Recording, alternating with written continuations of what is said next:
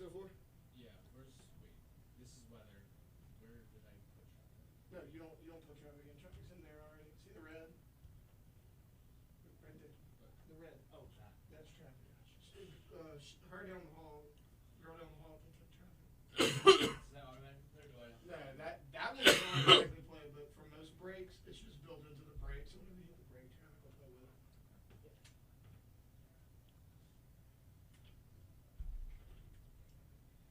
I got everything set up. Before we start, just want to let you know I'm doing my best. Yep.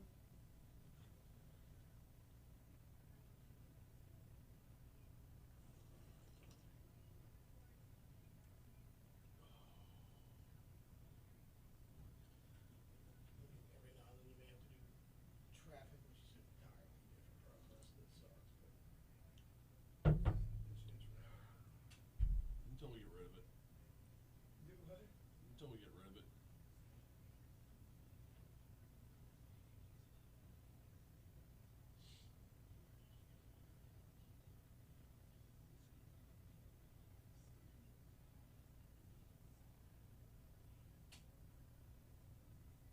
You ever read the fact checker things in people's posts? They're funny. Like what? Like some girl was being, I'm assuming she was a nurse. She posted something about, if we were really in a pandemic, then nurses would be getting fired or whatever. And fact checker said, see why this post was fact checked. And he goes, COVID-19 is in fact a pandemic. I was like, thanks.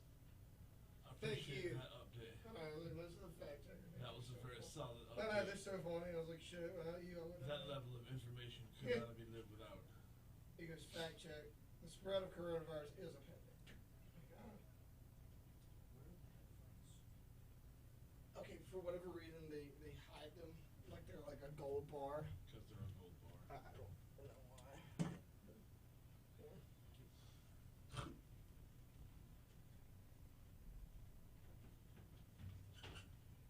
Speaking of,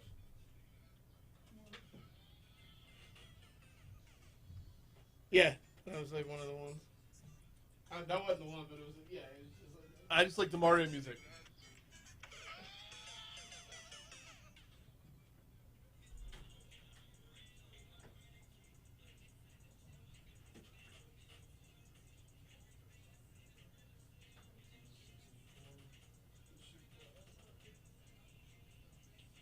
And then immediately after, like, no transition, just go to weather. Right up the traffic.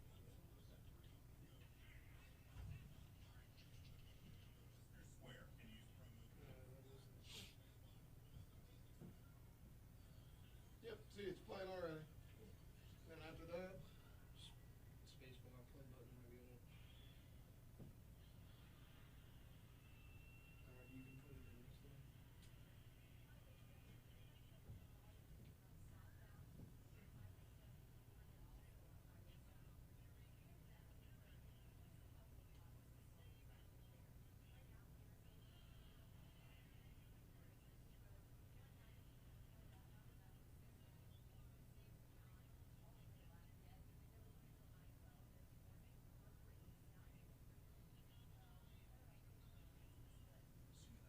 Do we have, still have the screen up for the streams?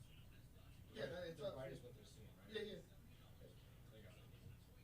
Yeah, that left one's like always black. It's just extra. Yep. And then after that is that open. Yep. What's next? Right after that. Just close this after. No, keep that on. You play that a couple months throughout the year. Oh. Just leave it there.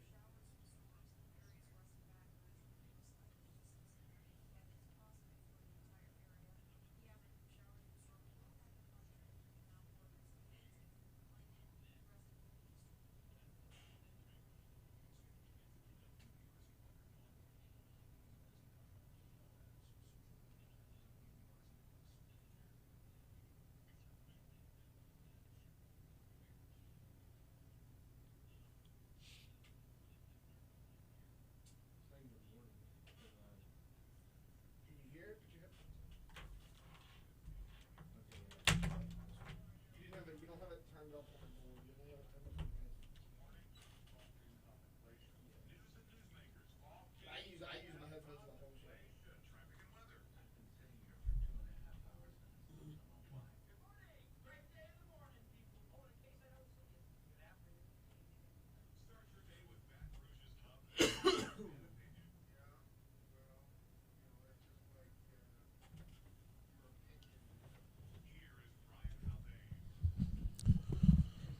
.606 Talk 107.3 FM WBRP Mornings with Brian Haldane off and running.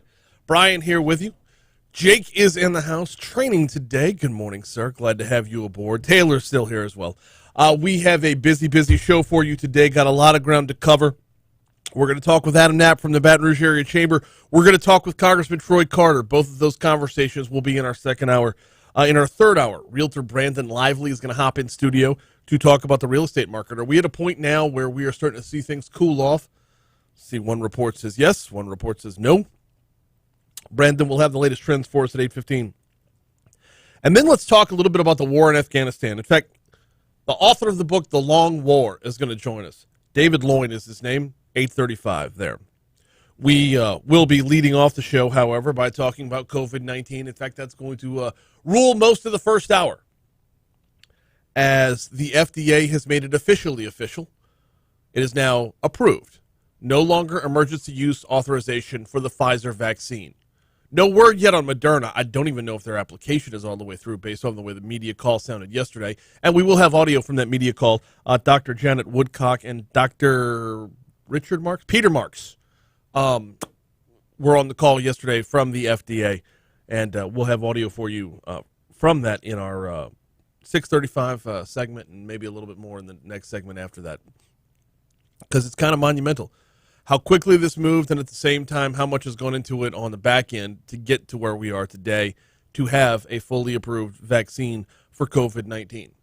Now, for starters, if you are one of the ones who was on the fence about the vaccine because it was under emergency use authorization and not full approval, you can cross that one off your list and move to your next objection. My guess is there will be another objection. But if that was your only objection, today's the day. Go get it. Boom. Done. Go get it. The FDA approval of the Pfizer vaccine is for the vaccine itself, the two-shot series of the vaccine. The boosters, not approved yet. Children under the age of 12, also not approved yet. In fact, they made a big point of this in the media call yesterday to talk about how the separate testing that needs to go on for children when it comes to the COVID-19 vaccine, the separate testing that needs to go on for children is going to be a good minute before we see anything really further coming along. Approved via the Food and Drug Administration. We'll dive more into that in a little bit. We're going to talk Saints in our next segment. Bessie has no plans to reconvene another meeting to overturn any mask mandates district by district. We'll have that a little bit later on this hour as well.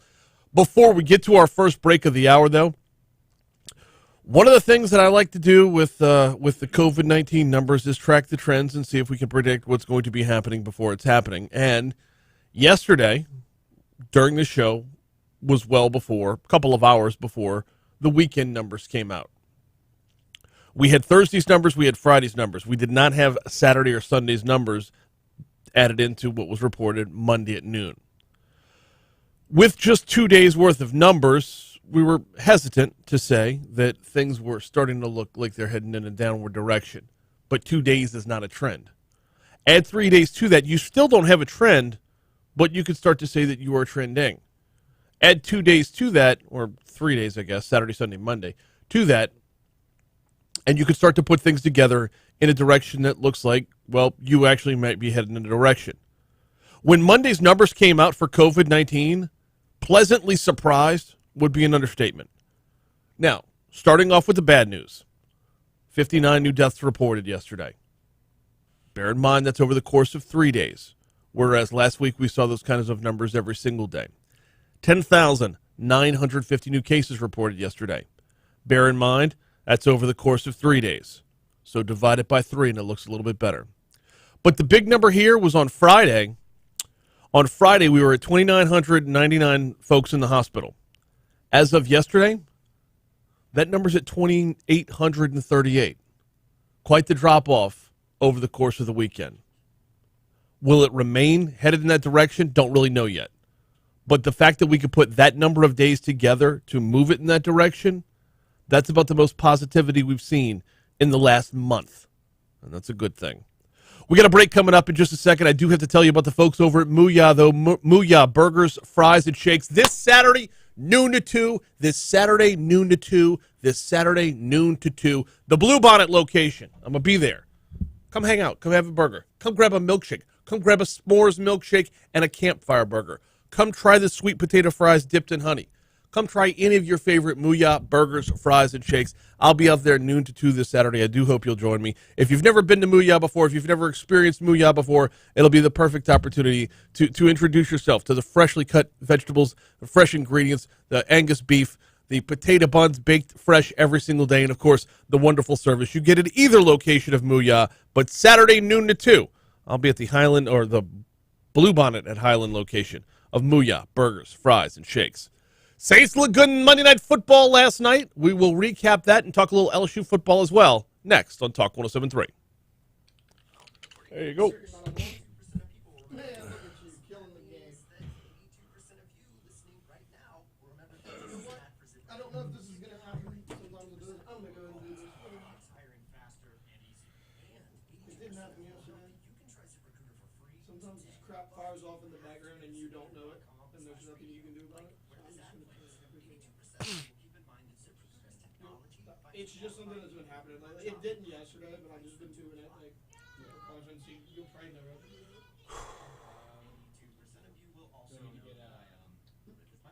Just get a bumper ready, and then Brian, which of these? Saints cuts first.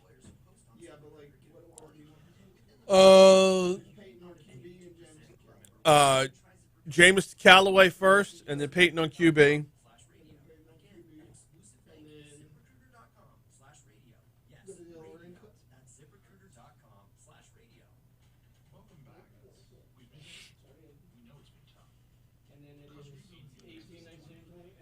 Sure those are in form so that you can play your bump out of here, whatever you want. Don't play the bump on YouTube, but when you get out of that, make sure these are in YouTube as well. So pull up the music on YouTube, but don't have it on show. Don't have it on programs because YouTube will like mute the video or something because they're super nice. So I did something stupid last night. I watched the Saints game after the Saints game. Life kind of took over.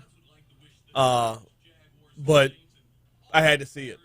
Like when I saw the numbers, I had 9 of 10. What? Yeah?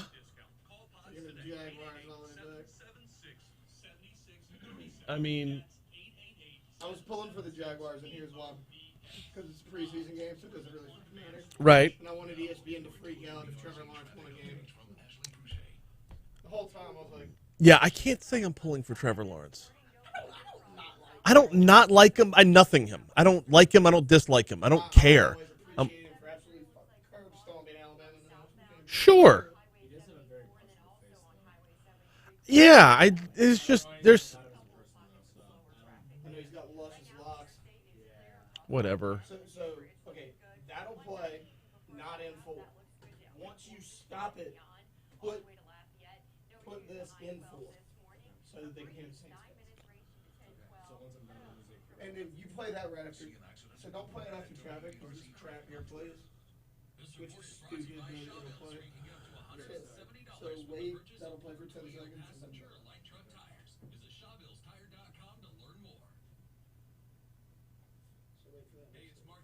And then after that, and then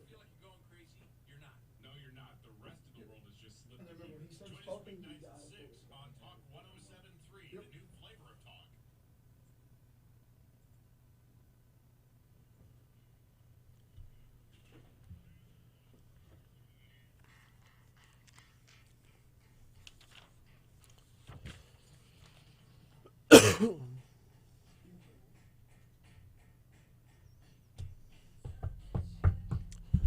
.615 Talk 107.3 FM WBRP. Who that's out in full force last night? maybe not. Who that's out and about half for us last night. Dome looked about half full. About what you expect for a Monday night preseason game against a Monday night preseason game against Jacksonville, no less. All eyes were on the quarterback battle last night. That starts off with Jameis Winston taking the lead. Jameis Winston getting the start. Jameis Winston going 9 of 10 for 123 yards, 2 touchdowns, 0 interceptions. One of those touchdowns to Marcus Callaway sounded a little something like this. 2nd down and 9. Winston under pressure, throwing for Callaway, and it is caught. Touchdown! Marquez Callaway, a second spectacular touchdown catch tonight. This is a great throw and catch against the Jaguars. Marquez Callaway, ESPN on the call there. Callaway had 104 yards and 2 touchdowns last night. Lil Jordan Humphrey had a touchdown as well. Now, Jameis Winston goes 9 of 10 for 123, a quarterback rating of 157.5. Taysom Hill, 11 of 20 for 138. He threw the touchdown to Lil Jordan Humphrey. Taysom's quarterback rating, 93.3. Neither quarterback threw an interception. Taysom was sacked twice. Sean Payton asked after the game, you ready to name a starter yet? You ready to make this call? Here's what he had to say. Yeah, we'll see. I'll keep you posted. I mean, like, in general, like, is this Yeah, I don't have a time frame, though. I'll give you, like, when we know what direction we're going, we'll let you guys know. And we're not going to, try to anticipate saying, hey, it's going to be midweek or next week. Yeah, I mean, that's, I think, the best way for us to handle it, and it's kind of how we've always handled something like this. But I was pleased with not just the quarterbacks. I was pleased with how we played as a team for the most part. So Taysom, 11 of 20. Jameis, 9 of 10. Trevor Siemian, 4 of 8 on the night. Trevor played the fourth quarter last night. On the Jacksonville side, Trevor Lawrence, 2 Trevors, 1 game. 14 of 23 last night for 113 yards. He also had no interceptions. Trevor Lawrence was sacked 1 time. Saints end up winning 23-21. One more preseason game. I believe they've got Cardinals coming up this weekend. Another home game. So they'll be in the Dome one more time before the preseason wraps up and before Sean Payton is forced to make a call on who his starter is going to be. Not enough time for us to dive into the LSU stuff. We're going to do that on the back end of this break. We got the Fox Business Report coming your way in a minute and a half. No, minute 10. So just to continue with what went down in the Dome last night, I told you Marquez Callaway, 104 yards. Lil Jordan Humphrey had 4 catches for 74 yards. Ty Montgomery, also in the mix, 3 catches for 53 yards. Overall, the Saints look great on both sides of the football. That final score of 23-21, don't get it twisted. Jacksonville put up 18 points in the fourth quarter. 18 points when scrubs were in. 18 points when it was garbage time. So they look good. Saints look really, really good. It was, 17-3 at the half, 14-0 after the first quarter, 17-3 at the half. So it's looking like things are pointing in the right direction. It's going to be still weird to have a regular season game without Drew Brees, but nonetheless, you feel a little bit more confident after last night's contest when Jameis can go 9 for 10. And most folks are still thinking Jameis is going to be the starter. Taysom's not doing a lot to lose the job, not doing a lot to win the job. All right, we'll talk LSU football. 11 days away from the season opener at UCLA. We've got some audio from the team coming up right after the Fox Business Report on Talk 107.3 FM. There you go. All right, so instead of, it's going to go 18, 19, 20, and then 4, 5, and 6. So he's just moving those things.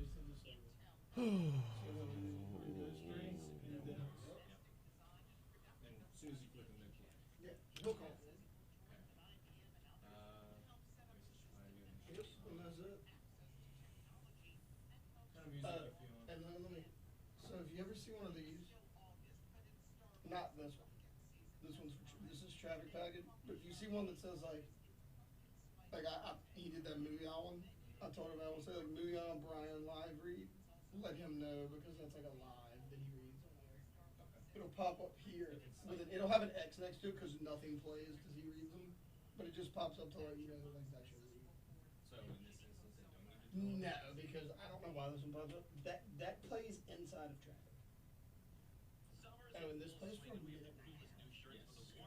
So at 21:30, hit that. And make sure you keep the flag.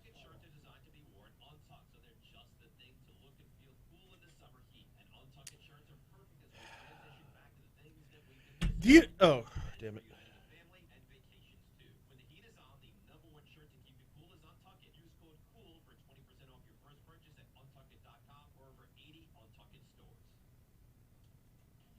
America's infrastructure connects our communities and makes our nation work. These systems are vital. Hey, do you know how to add the photo to the YouTube so it's not just a random screen grab? Yeah. I can do it after. After, not during? Yeah, All right. because I gotta do it on here. Yeah. Critical investments in the infrastructure that makes America You can do it before. Louisiana great. Here's Senator Cassidy on C-SPAN. This bill is an example of what Yeah. Congress should do. Yeah, what do you want? It is focused upon jobs and safety and a better. Anything other than what keeps popping up as a screen grab because it looks like I'm friggin' asleep. And increasing access to information systems is good for our families, good for America, and good for our future. Thank you, Senator Cassidy. It's gotta be on this damn Real computer. infrastructure plan that rebuilds America There's and nothing invests on in this Louisiana. Thank you for voting to invest in us. Learn more All right. at let'sinvestinus.com.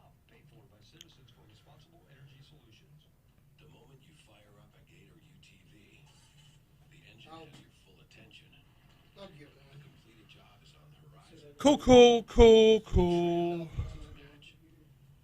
Just like that, you made short work of a long to-do list. Run with us on a John Deere Gator UTV. With effortless four-wheel drive at the flip of a switch and our smoothest shifting transmission yet. Yeah, wow. Nothing runs like Yeah, a it's Gator. Search John Deere Gator for more. So the dream was Got a to new build your job. very own law practice. Be your own boss, call all the shots. So, You got a minute and a half. yeah, Paul O'Neill would always take a thumbnail of Matt before the show started and add it in, like as they're off and running. We should probably do that before the show every day, just so I don't get caught. Yeah, I didn't know you wanted to do that. Look, This is how it grabbed me. No, I didn't know I wanted to do that either until I realized just how embarrassing that is. Your WBRZ traffic update from And what's worse? Interstate travel looks fine this morning. No What's major worse problems out there. is- Noticing some volume picking up on surface streets in Ascension Parish. Highway 73 That. looks like some volume picking up southbound near Highway 74 and then also on Highway 74. I'm gonna hold off for a minute. 30. A couple of pockets of slower traffic there. Right now the interstate is clear across I-10. The new bridge Ba, looking ba, good. ba. 190 if you prefer that route, that looks good down like 415 and beyond, all the way to Lafayette. No issues on I-12 this morning. A breeze, 9 minutes range to 10-12, and about 6 from a Gilson split. Yep. And you play ball we got. good morning, Renee. Good morning, Debbie. Good morning, Tiffany. It's not loading now. Ha. Tiffy says we love the random screen grabs. They're so bad. I seriously thought it was on purpose. No, they're just bad. Alligator. I'm a mama, papa coming for you. I'm the space invader. I'll be a rock and rollin' bitch for you. Keep your mouth shut. 624 Talk 107.3 FM WBRP. Mornings with Brian Haldane rolling right along. Coming up after the news at the bottom of the hour, the Pfizer vaccine is now fully approved by the FDA. Big media call yesterday. I've got tons of audio from it. We will break that down for you in our next segment. Right now, though, a little spillover from the sports segment. Got to talk LSU football. We are less than 2 weeks away from the season opener at UCLA.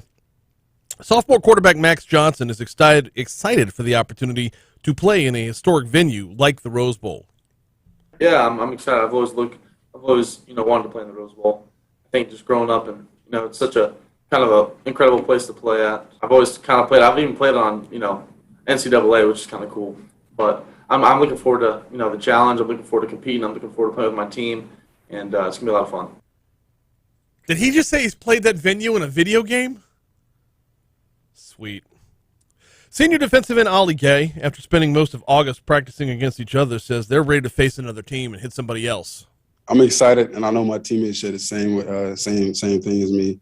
I'm excited. Every time I think of that day, I'm just like, wow, like it's here. It's been a long time coming. But that first game, it don't matter who we play, UCLA, whoever. Like, all we worry about is just playing our first game and just laying all out. UCLA or whoever, like it's got a chance of regrouping and scheduling somebody else in at this point. So there is some concern about the offensive line. You've got 5 returning starters, but they're 5 returning starters who didn't play very well together last year, so getting it together has been a bit of a concern. Didn't show out a whole lot in the first scrimmage. Center Liam Shanahan says they've taken some serious strides since then. We did some good things this last Saturday in the scrimmage, for sure. Definitely improvement week to week there, but in terms of pass protections, we still got things we got to clean up. Saying that, I still have the utmost confidence in this group and the guys that we have to get it done. So, we still got a couple weeks to get it done to where it needs to be for UCLA. This weekend will be week 0 in college football. Couple of matchups to be featured throughout this weekend. I want to say number 2 Oklahoma is going to be at Tulane. Is that no? That's not until September 4th. This weekend would be, where's week 0? UCLA Hawaii. Yeah, that's 1, but there's like 4 games total. We'll run down the schedule as we get closer to them as the weekend approaches. I know our sister station 104.5, 104.9 ESPN will have a game, if not 2, this coming weekend. LSU at UCLA will be Saturday, September 4th, which is technically week 1, which still makes no sense. Moving back to the news side, after voting 8-2 to adjourn last week's Bessie meeting early due to protesters' outbursts and a refusal to wear masks inside of a state building while under a mask mandate, board members issued a unified statement saying they will not hold another special meeting before the governor's current mask mandate ends. Republican House Speaker Clay Schexnayder urges Bessie members to reconsider that decision. It's unfortunate that the constituents of those Bessie board members won't be able to at least voice their frustration and be able to address their issues they're having with whether it be the mask mandate or whatever it be. But that's the thing, though. It was voicing of frustrations that shut the whole thing down. I saw one person on the news say it's a shame that you couldn't wear a mask for 5 minutes to keep your kids out of a mask for an entire semester. It's kind of a good point. It really turns the tables on what your purpose was there. Was your purpose to get something done, or was your purpose to have a tantrum? If your purpose was to get something done, follow the rules while you're there to get the rules changed within the system. Schexnayder says in the meantime, we're going to have more on this in news just coming up in like 2.5 minutes from right now. Schexnayder says in the meantime, parents and constituents should call or email Bessie members over any concerns that they might have. I asked the members of the legislature to reach out to their Bessie members and have a conversation with them, and let's see what their concerns are and what their decision was based upon so that maybe we could help them with it. Now, in order for Bessie to hold another public meeting before the current statewide mask mandate for those age 5 and older ends September 1st, which today's what, the 24th? So you're talking 1 more week. To hold another meeting within the next week, Schexnayder says Bessie should set out clear guidelines of what attendees can and cannot do during an in-person meeting. And this is what they will have to do to be able to come in and conduct themselves professionally. On the family side, I think the same thing. I think they have to come in and be respectful to the procedures and the things that are there. They're there for a reason. This is why I've always liked Clay Schexnayder. He's a pragmatist. But honestly, where do you think you're going to get with this? What do you think you're going to accomplish with it? First and foremost, it's been ruled on numerous times. When the governor lays down a mask mandate, the mask mandate stays. Dude's been undefeated. But beyond that, if your whole purpose in showing up to the meeting is to disrupt the meeting and shut it down, where do you think you're actually going to get when it comes to progress from Bessie itself? And now, if your purpose within the meeting is to actually affect change, actually see things kicked down to a district level, actually see things maybe reflective upon, when you pull up that dashboard on LDH's website and it shows you the parish by parish breakdown and all of them are in the red right now, but should one parish scale back down to the pink or even the blue, maybe then you can make a call on it. But if you want to get to that point, you got to play by the rules to enter the meeting in the first place. Anyway, 1 more week to go, roughly. Exactly 1 more week to go on the current mask mandate. 631, Talk 107.3 FM, CBS News, then our local news, traffic, weather, then we'll talk an FDA approval next.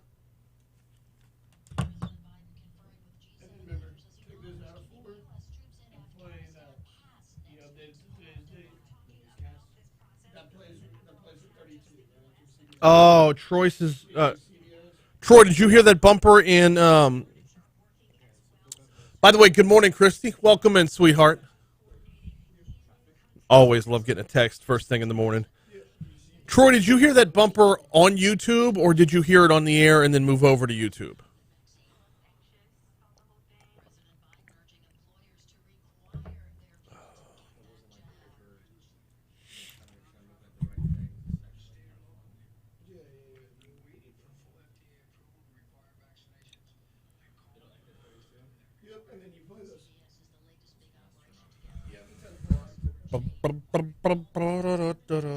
Hey, I like that one a lot better. That's a lot better. Just had to close it and reopen it. We got time, and I won't be in his way. Uh-huh. I just went to the website. Yeah. I emailed the show logo to me. I'm going to pull it up here and download it to this computer and then use it as the thumbnail. It's still the sleepy times. No sweat. Don't, dude. I gotta get to my email on that exact computer.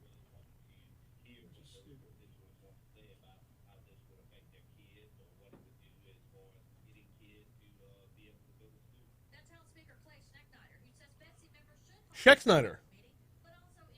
No. Come on, Brooke. And then that's a full 3-minute break. So traffic usually plays at the end of the break. For whatever reason, it does it at the beginning. So you have traffic, you have a break, and then you'll play weather. Yeah, like coming back in from break. That's why you don't close it out. Wait, so after Traffic, let the whole thing play. It'll play out, then hit weather just like you did before the show. So weather, then a bump. Yeah.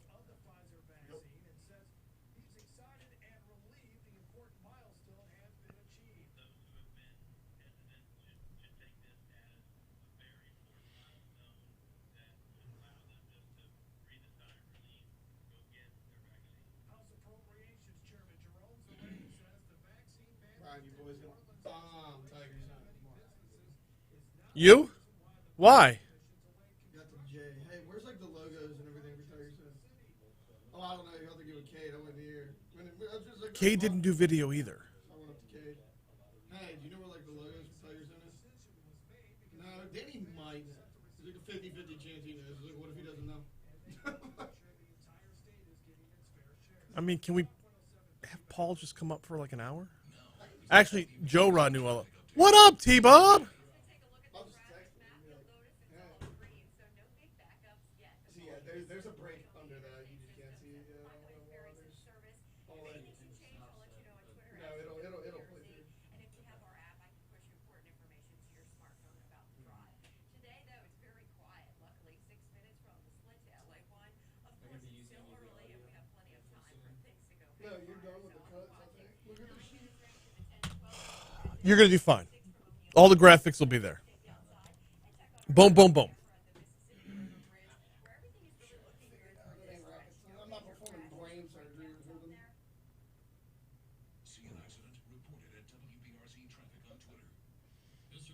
Are there ropes to be held? Ropes to be held? I was told Sunday was my last day. Phew, I had a bad dream last night. Girl, me too. I was out on a date with Matthew McConaughey. Well, No show. sounds too bad. Kilbrine's Michael, bro. All he could say Turn it was, off. all right.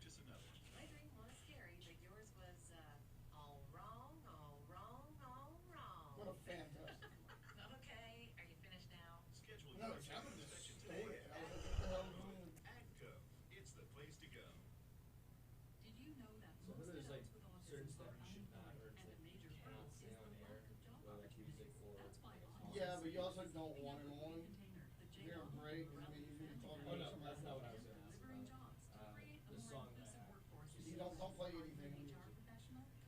Oh, you mean like, no profanity? At the beginning? You're only gonna play the first like 10 seconds.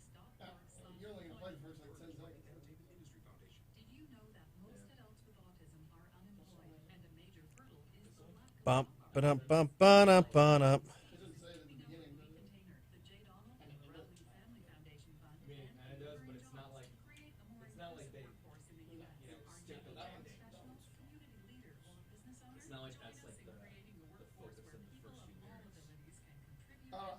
I'll be honest with you. I don't know the stipulations of what you can and can't say, so I'm assuming that everything I want to say I can.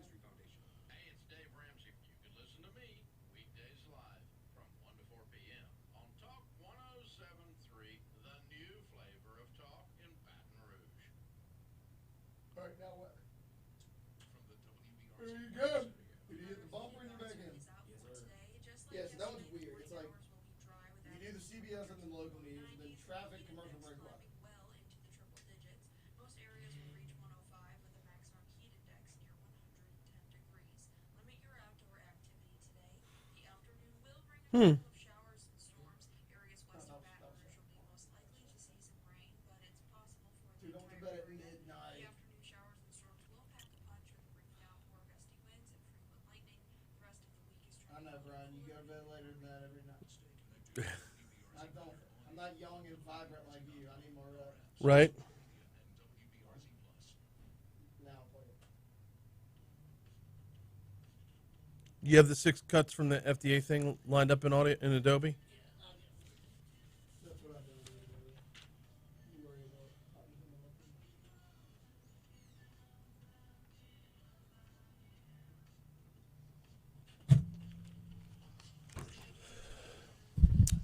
638, Talk 107.3 FM, WBRP, Mornings with Brian Haldane, rolling right along. So the big news yesterday was the FDA has now given full approval to the Pfizer vaccine.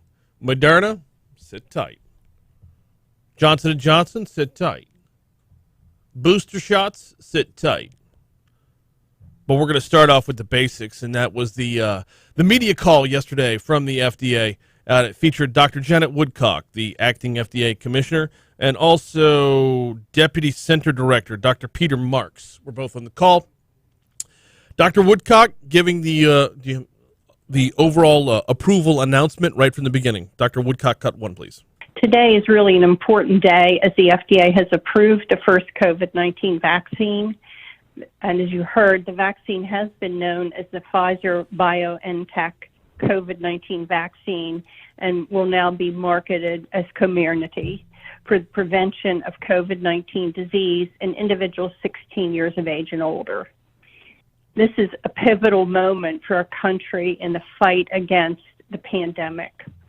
While this and other vaccines have met the FDA's rigorous scientific standards for emergency use authorization, as the first FDA-approved COVID-19 vaccine, the public can be confident that this vaccine meets the FDA's gold standards for safety, effectiveness, and manufacturing quality that we require for an approved product. So let's talk about that for just a minute. Meeting the standards for an approved product. Now, a lot went into this. Dr. Marks talked about the overall effort. The FDA's evaluation of this biologics license application was incredibly thorough, and the public can trust that the data evaluated by the FDA on the vaccine's safety, effectiveness, and quality meet the agency's rigorous, globally recognized standards. We reviewed hundreds of thousands of pages of data and information about the vaccine's safety, effectiveness, and manufacturing quality, and we concluded and conducted inspections of various facilities where the vaccine is manufactured. I wouldn't have thought of that back end. I get breaking down the drug, molecule by molecule. I get that. But they physically go out to the places where they're manufactured for that approval as well. Another thing that I wouldn't have thought about beforehand, but Dr. Woodcock mentioned this. I don't have the soundbite for this one. But Dr. Woodcock mentioned the vaccines that are already out there, you can accept as approved because, for lack of a better term, the recipe hasn't changed. The procedures haven't changed.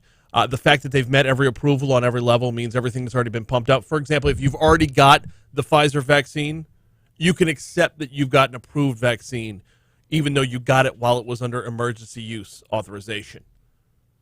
Which also means that all the vaccines that are out there that haven't been administered to people are now considered to be just as approved as anything that comes off the line starting today, or starting yesterday for that matter. Now, it's crazy to think of how many of us feel like this was super duper fast and how many of us feel like it was super duper slow. One of the questions during the Q&A part, one of the questions, and I believe Dr. Marks addressed it, but was about why did this take so long? I'm baffled by that. We were under quote-unquote Operation Warp Speed. I mean, my question would be, how did this happen so fast? And more to the point, when you have concerns about it, are you compromising safety for speed? Dr. Woodcock says absolutely not. Working around the clock, FDA staff were able to complete the evaluation of this biologics license application in just over 3 months. This is an unprecedented timeline given the volume of review and the meticulous manner in which it was done. But we want to underscore that our efforts to move as quickly as possible have in no way sacrificed scientific standards or the integrity of our process. Approving the vaccine as rapidly as possible while ensuring a rigorous and thorough review has been our top priority. Based on the results from the clinical trial, the vaccine was 91% effective in preventing COVID-19 disease. So we were under emergency use authorization for some time. What goes into the process? Like what physically goes into the process of what that effort that Dr. Marks talked about a little while ago? How many cases did they look at? He said they went out to different sites and whatnot. What did they actually look at? Well, let's pick it up from the EUA until now. Dr. Marks, 2, please. To support the FDA's approval decision today, the FDA reviewed updated data from the clinical trial that supported the emergency use authorization and that included a longer duration of follow-up in a larger patient population. Specifically, the FDA's evaluation of the biologics license application, the agency evaluated effectiveness data from approximately 20,000 vaccine recipients and 20,000 placebo recipients ages 16 and older who did not have evidence of COVID-19 infection within a week of receiving the second dose. As Dr. Woodcock noted, based on the results from the clinical trial, the vaccine was 91% effective in preventing COVID-19 disease. The vaccine is clearly effective in preventing hospitalization and death, but may not always prevent infections, symptoms of transmission of the virus from person to person. 91% effective. These are numbers that we've been seeing for some time now.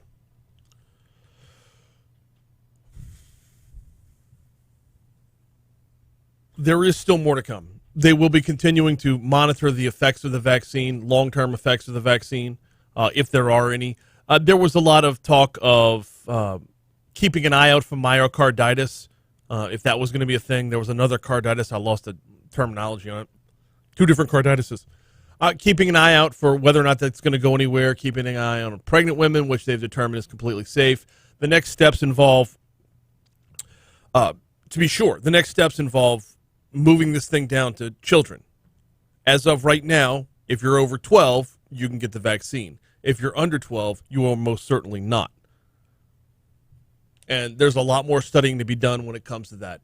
We got a break coming up in just a minute. I want to hear a little more from Dr. Woodcock and a little more from Dr. Marks. Talking about, well, one of the things they talked about, and you'll hear from Dr. Woodcock in the next segment, is let's be very clear about what was approved yesterday. And this is one of the parts that gives me some level of reassurance, is that this is for the vaccine. This is for the 2 shots and 2 shots only. Boosters, we'll talk about that at another time. Hey, we got Your Money Now coming your way in about just over 3 minutes.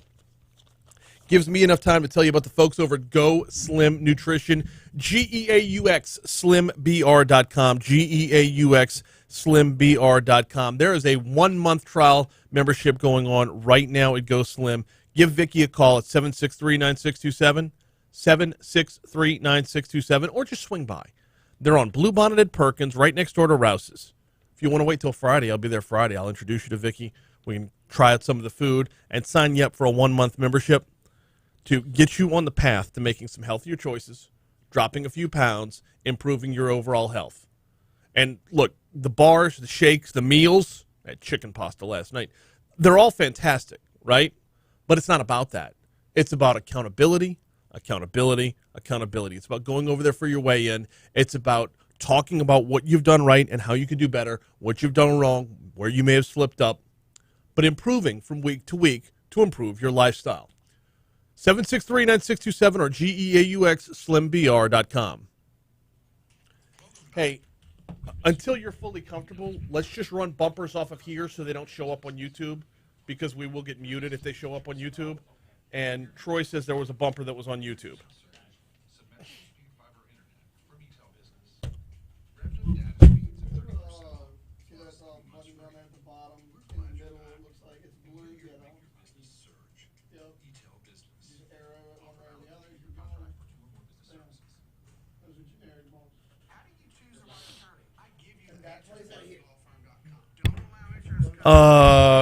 Byron says, was there any comment from Dr. Woodcock about the effectiveness of the tracking chip? The Illuminati has high hopes for that tech. Actually, that comment came from Dr. Marks, and we're going to get into that in the next segment. Sometimes, like, there'll be breaks up, you have to pause it because at 50 you have to hit your money now out of here. So we're gonna see, it's gonna be close. Traffic's like 45 seconds. That was the question I had earlier about sometimes I'm going to be hitting like certain spots. But like which time I'm going to go into the switches and I go into the switches. Well, I mean, hard, like, so that's CBS 31. 50 you have your money now. Scusi. 47, because you have a 3-minute break up to looking for something unique. So that's kind of, it's kind of a hard out. Like, it's not, but it is. So get out between 46 and 47 and you're fine. And that's only 31 and 50. Yeah, but it's every out. Because like you do the 25 business, but that's only at 6 o'clock. You don't do that from 7 o'clock or 8 o'clock out. So just remember, 6, 7, and 8, 31 and 50, you're hard out. This is the only break like this. Like at 7, you'll go straight up to 50. You won't have to go to break at 47. Yeah. This one's weird. We're gonna be fine here though. This traffic's only 45 seconds. Matter of fact, you're gonna have to get. You're gonna have to get Brian to fill for like 15 seconds. I can do that. So when that's over, just kick him back on. He'll give like a 10-second promo, and then you kick on. Yep. Ramsey. Yep. Your money now. I know.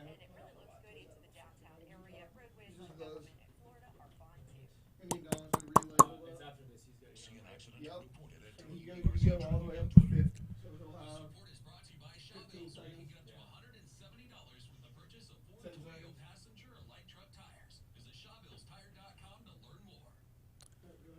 Don't forget to download the all-new Talk 1073 mobile app presented by Gregory Ricks and Associates. You can listen live. You can listen on demand. You can even set an alarm to wake up with this show. The Talk 1073 mobile app presented by Gregory Ricks and Associates. There you go. That's your hardest break because you gotta kind of. Yeah, it just is what it is. Always get out between 46 and 47. You're usually fine because you'd rather have him fill and go over. Yeah, I have promos I can do to. Like he has to do them. So it's like I'd rather between 46 and 47 get out of it. So here you don't do anything. You come back in straight after your money now. That plays for 2 minutes. We come back in. You go all the way up to the top of the hour. At the top of the hour, you just play that legal ID. Yep. And then just play a bump before it starts talking? No. So you play that legal ID and then CBS plays. So after you play that, you have to kick. Remember CBS played in the morning? You have to kick it on here. It plays for like 4 minutes roughly. Wait, after this? No, I'll show you. After the next segment. So after this is over, you come back in. No, you can come back in on one of those. At 52.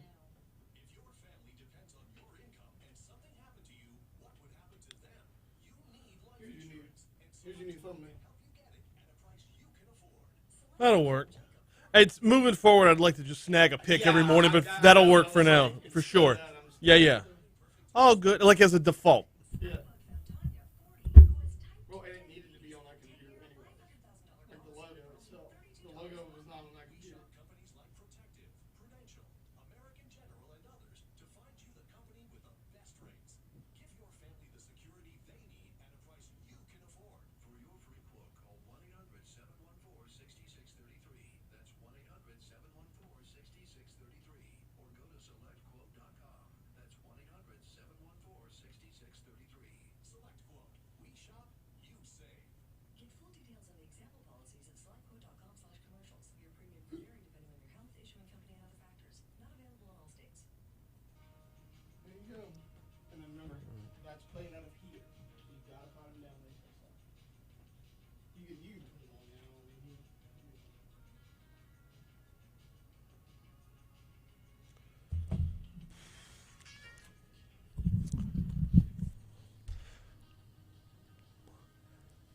.652 Talk 107.3 FM WBRP. The CBS World News Roundup coming your way in about 7.5 minutes. We will have the latest on, well, what we've been covering with our top story this morning, which is the FDA giving full approval to the Pfizer vaccine.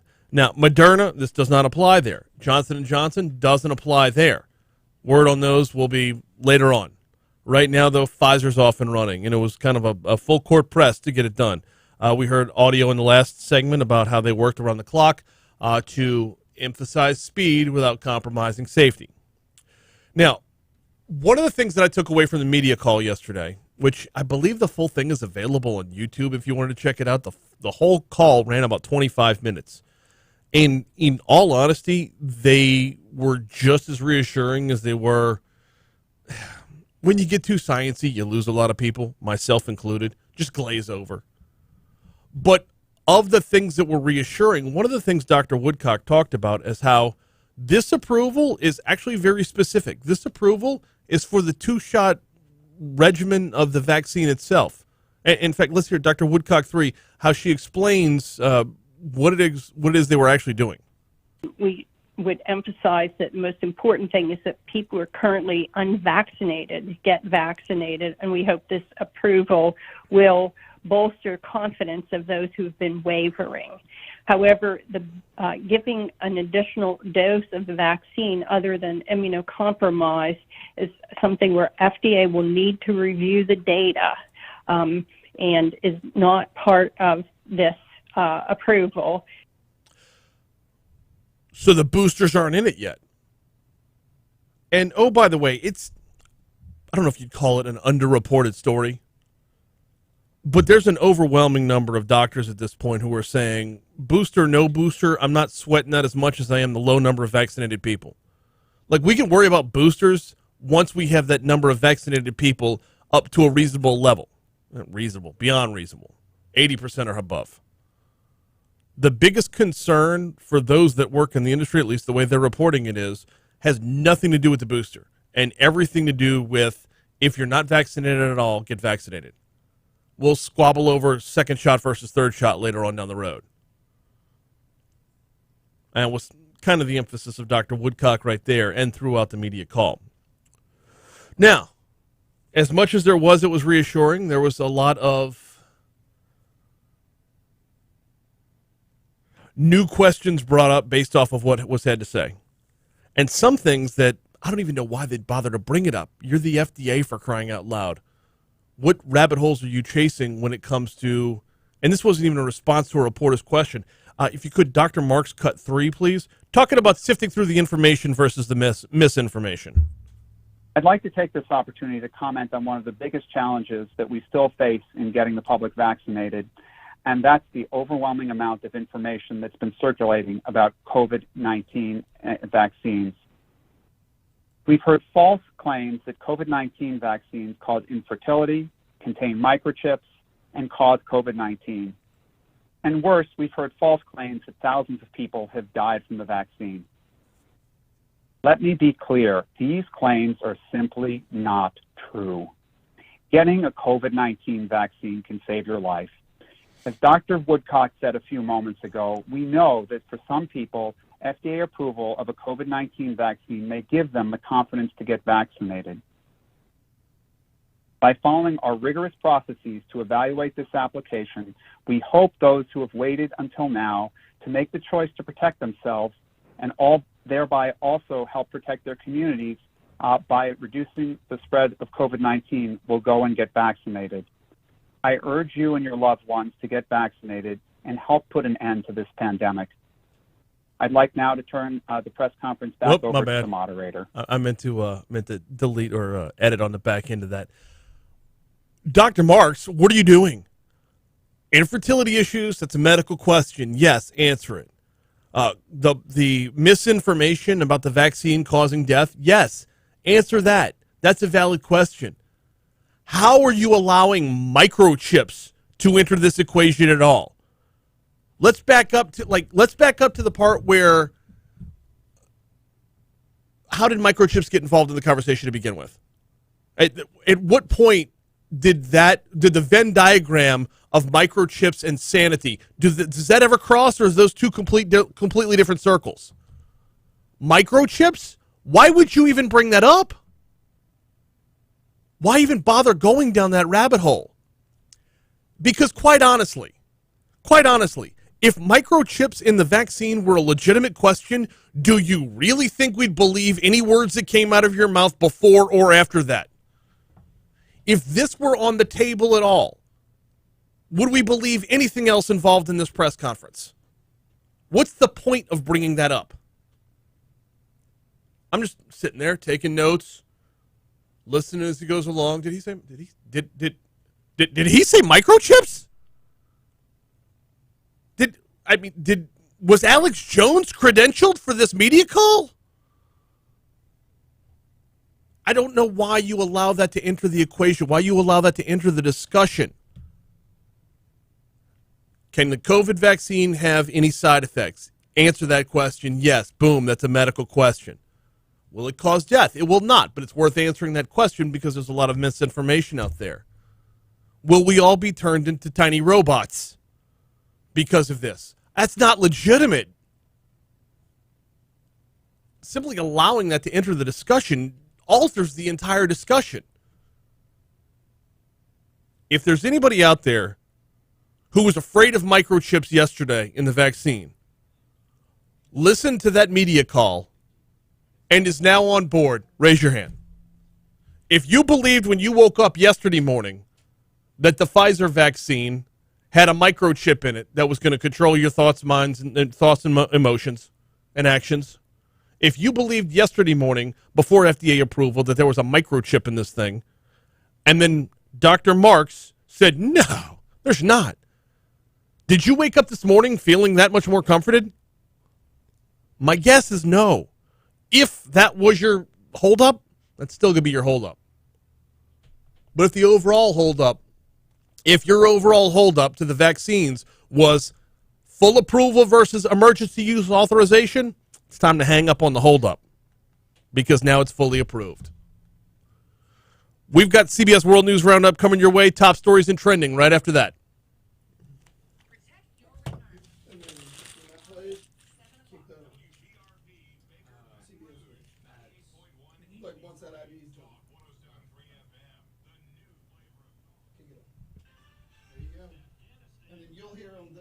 Sometimes they go 4 minutes, sometimes they go 5, but they'll say 4 minutes after the hour or whatever, and then you kill it after that. And then you hit the traffic. And then no, traffic plays out of there. So just hit the traffic. What up, Rich? What's up, dude? You good? I'm golden, brother. Stayed up late to watch the Saints. Did you? Man, when they put in the trash in the fourth quarter. Oh, no, I cut it back off. I didn't watch Trevor Siemian. I didn't see him score the last touchdown. Oh, that was I went to bed, it was like 23-13 or something like that. Oh, you didn't see Jacksonville score the last touchdown? No. I didn't see the last quarter, to be honest. Jameis looked good. I tell you one thing, man. I know it's only preseason, but all of a sudden the cornerback spot looks good, man. If Crowley can keep playing like that. And again, it's Jacksonville. I get it. Yeah, it's. But at D-ball, I like him, man. I tell you what, Murray may not make the team. I know.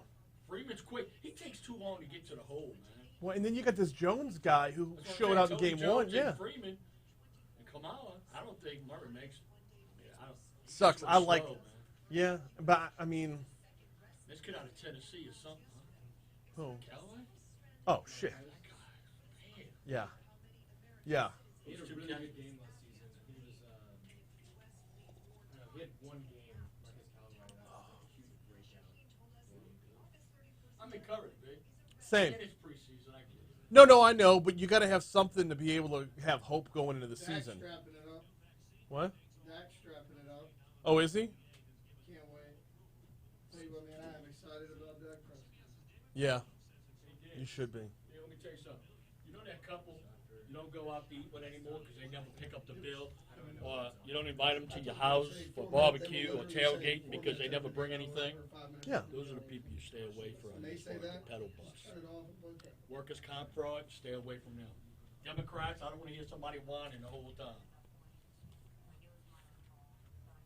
That thing? Yeah. I did that. I did that in Nashville. You got to make sure you're not with lazy people. Like that person that always says, I ruined my diet again. You don't want them to be on a pedal party bus. No, because you're going to be pedaling while they just sit there drinking. Party bikes are coming to downtown Baton Rouge. Oh, yeah. I got to dump this coffee out. I'll be back, y'all.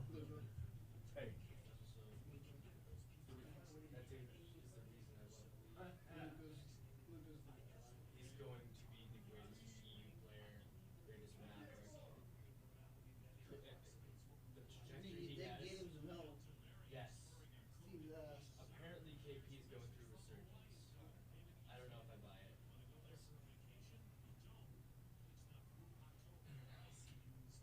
The perfect teammate for Luka is a fully fit KP. Yeah? But he got injured. Yeah. And it's never going to be the same again. I really thought last offseason, I was like, what if we got Giannis? Like, that would never happen, but it would break the league. Like, the next 10 years, the league would be chalked for 10 years. Yeah. I don't understand. My coffee is never warm. My coffee is like hot, ice cold. Do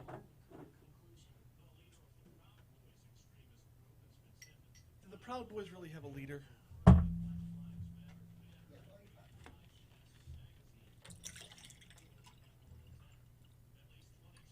Every time I think of the Proud Boys, I'm like, the group from Peter Pan? I'm like, oh shit, that was the Lost Boys. That was the Lost Boys. Literally every time I hear that. Huge difference. Every single time I hear that.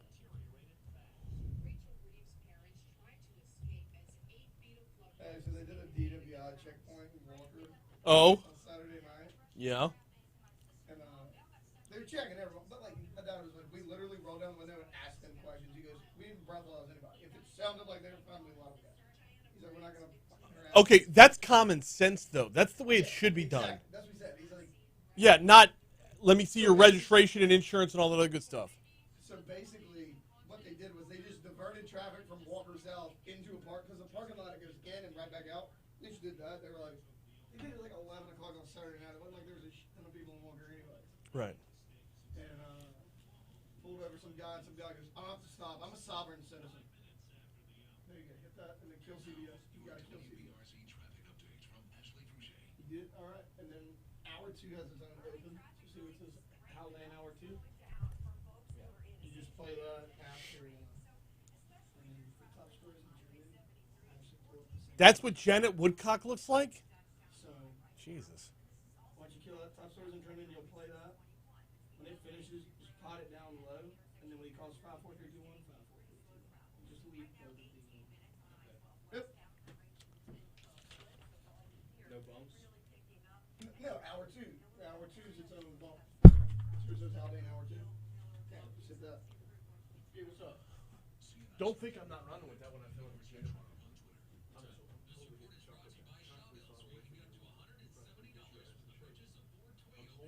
You and I will challenge him and Jay. What is it? Done. Pedal party bus. Oh, yeah. Them in there. Rich, you and I go to New Orleans and back before they get to Prairieville. They have a heart attack before they get to Prairieville. Block and a half, they'll begin to chuck an ID.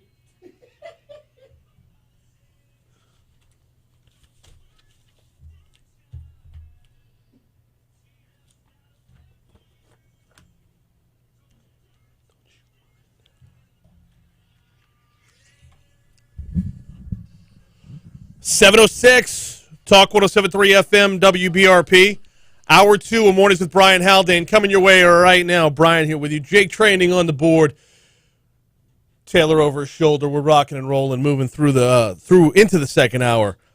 We had a lot on COVID vaccines in the last hour. We're going to move away from that this hour. We will talk to Adam Knapp from the Baton Rouge Area Chamber about the infrastructure package that's making its way through the process in Washington, D.C. We will also talk with Congressman Troy Carter about that same infrastructure package. Congressman Graves was hard at work, looking to refine a little bit, looking to maybe limit a little bit of what we spend to make sure what's being spent is actually necessary. We'll talk with Troy Carter about that at 7:35. Also going to talk with him about voting rights and maybe a little bit about COVID in Louisiana, as it looks like things are, well, we're about almost 1 weekend to what would be called a trend. It's got to be 2 weeks. Got to be 2 weeks before you can call it a trend, but we're getting there. Right now, though, time for top stories and trending. Let's hit it.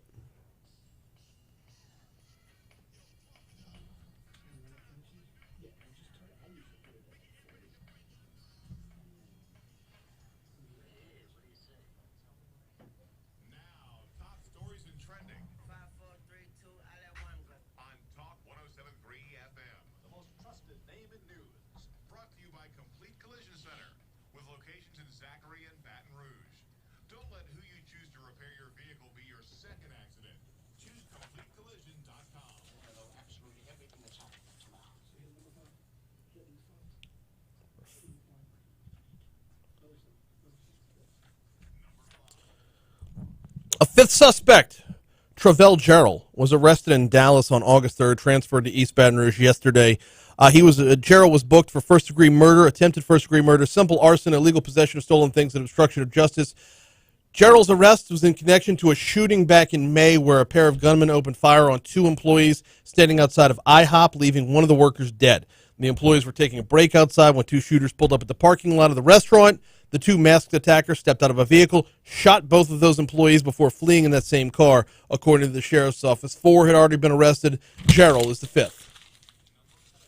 The Office of the State Inspector General sent a strongly worded demand to the agency that oversees private security in Louisiana, urging them to preserve all communications involving their agency's leader, who is named in a sexual misconduct complaint. Quote, external communications, written or electronic, including emails and text messages, are to be preserved from destruction or alteration and retained by the person now having possession of the same, the document reads. Last week, our news partners at WBRZ, their investigative unit, confirmed the State Inspector General is conducting an investigation into Fabien Blanche III after allegations surfaced that he used public money for relatives and close friends. The misconduct reports shows that Blanche is accused of using public money for his wife to tag along on a conference with him to Africa. He reimbursed the agency with a personal check that was never cashed. A note attached to the check reads, Fabien did not give permission to deposit. Kenneth Gleason, who went on a weeks-long crime spree that left 2 people dead in Baton Rouge back in 2017, was given a life sentence. Judge handed down the sentence yesterday, about 4 months after a jury unanimously convicted him of first-degree murder in the death of 49-year-old Donald Smart. Gleason was tied to 3 separate shootings, including another that left 59-year-old Bruce Cofield, a homeless man, dead. The 3rd shooting involved Gleason firing shots into the home of a family on Sandy Ridge Drive around that same time. At the time, investigators said the shootings appeared to be racially motivated. Evidence used to convict Gleason this year included phone data that placed him in the area of all 3 shootings, DNA found on shell casings, and video evidence of him altering his vehicle, which was spotted at each scene. 2 people were now injured in a shooting on Atkinson at Laurel Street. Baton Rouge police say it was around 8:10 last night when officers were sent to the 2700 block of Laurel in response to reports of a shooting. Officers say upon arriving, they found 2 injured victims. A man and a woman were suffering from gunshot wounds. Both were rushed to an area hospital. When the shots were fired, police say some of the bullets hit 2 nearby vehicles, damaging them as well. Authorities are investigating this incident. There are no suspects or motives as of yet. Nearly half of Louisiana's total population has gotten at least 1 dose of the coronavirus vaccine as of Monday. According to the Department of Health, 69,754 additional shots were administered over the weekend. That's actually down from the previous week, but still a strong number, with nearly 34,000 of them administered to people getting their first dose. A total of 2.247 million people have started the vaccine series, accounting for about 48.35% of the state's population. The health department also reported a gradual decrease in hospitalized COVID patients over the weekend, now down to 2,838. That's a decrease of 161 since Friday. Also, 59 deaths were reported since Friday. 10,950 overall cases were reported since Friday as well. That is a look at your top stories. Here's a look at what's trending this morning. So Mike Richards is out as the Jeopardy host, right? Well, Mayim Bialik is in the short term. Following Mike Richards' decision to step down as host of Jeopardy, Sony announced Monday that Blossom herself, Mayim Bialik, former star of The Big Bang Theory, will temporarily take his place. According to Variety, Bialik will tape 3 weeks' worth of episodes when production resumes this week, total of 15 episodes. Sony says additional guest hosts will be announced at a later date. Last week, the production company announced Bialik would host primetime Jeopardy specials when Richards was chosen as the full-time host. In the meanwhile, though, Richards did step down amidst other allegations. Bialik is stepping in to fill in. That is a look at top stories and trending. We're going to take a break here in about 60 seconds. Come back, talk with Adam Knapp from the Baton Rouge Area Chamber. Before we hit that break, though, got to ask you how you're feeling when you wake up in the morning. A little nagging injury, something that sticks with you longer than it should. Maybe something lingering from something you did well back in your past. Not necessarily an overwhelming, like a car accident or a major injury or something, but something that just keeps you from being your best you. A little tweak in the lower back or knee. Maybe you're hunched over a computer all day long. All these things can be addressed by visiting Baton Rouge Physical Therapy. BRPTLake.com is the website. BRPTLake.com. They've got 6 locations throughout the greater Baton Rouge area, and quite honestly, they introduced physical therapy to Baton Rouge over 58 years ago. They'll sit down, they'll talk with you, they'll go over your concerns, any fears you might have about physical therapy, get to the root of your problem, and get you on your way to being your best you. They've got locations in Ascension, Livingston, and right here in East Baton Rouge. They know how to treat you like family. They know how to get you back to being your best you. It's Baton Rouge Physical Therapy. Check them out online at brptlake.com.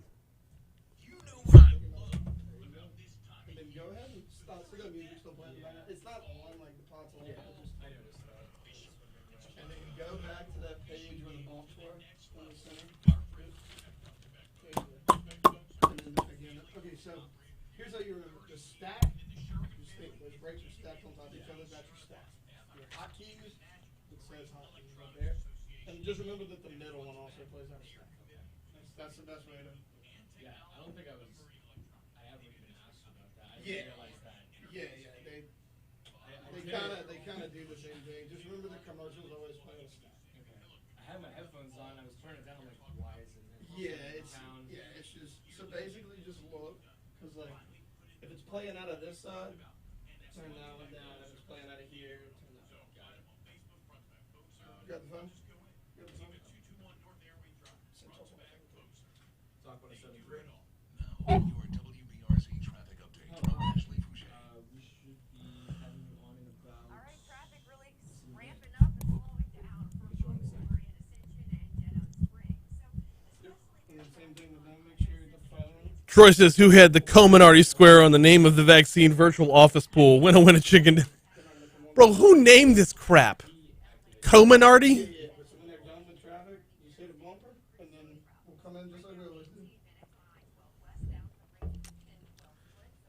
And the follow-up question to that is it just going to be, is it going to prove to be, like, confusing? It's been the Pfizer vaccine since it came out.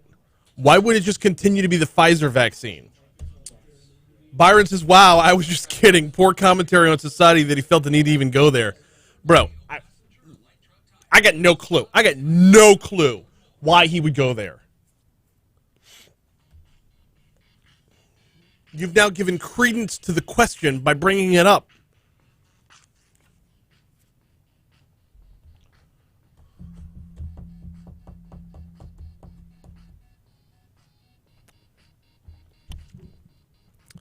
.716 Talk 107.3 FM WBRP mornings with Brian Haldane rolling right along. Brian here with you. Time for us to talk with the Baton Rouge Area Chamber. Time to welcome in Adam Knapp. He's the head of the Baton Rouge Area Chamber. Adam, welcome in, sir. How are you, man? Doing great. Thanks, Brian. Glad to have you on here this morning. Glad to be talking about a number of different things that, well, quite honestly, don't have anything to do with microchips. So, no. I don't know if you heard that press conference yesterday or the media call yesterday with the FDA. I don't know why they allowed that to enter the discussion, but someone actually addressed that. Well, you know, I've got to deal with every little bit, right? I suppose so. Y'all have a conference. A webinar coming up at 11 o'clock today with Senator Cassidy. I want to get to that on the back end, but I've got to start with census data as there is good news for the area. Let's talk about it. So, you know, a few interesting surprises that we saw. First of all, East Baton Rouge remains the largest parish in Louisiana. Perhaps a little bit of a surprise to folks in New Orleans, but East Baton Rouge is now up to 456,000 folks, almost 457 in the data. And that was really the big swing in the overall data for the metro area. I think in the previous census estimate in 2019, it had projected essentially a flat population change over the decade, and instead it grew by about 16,000 folks that the estimates were missing in their prior analysis, which is overall to say that the Baton Rouge area grew almost 6% over the last decade and beat census estimates, which was interesting to see.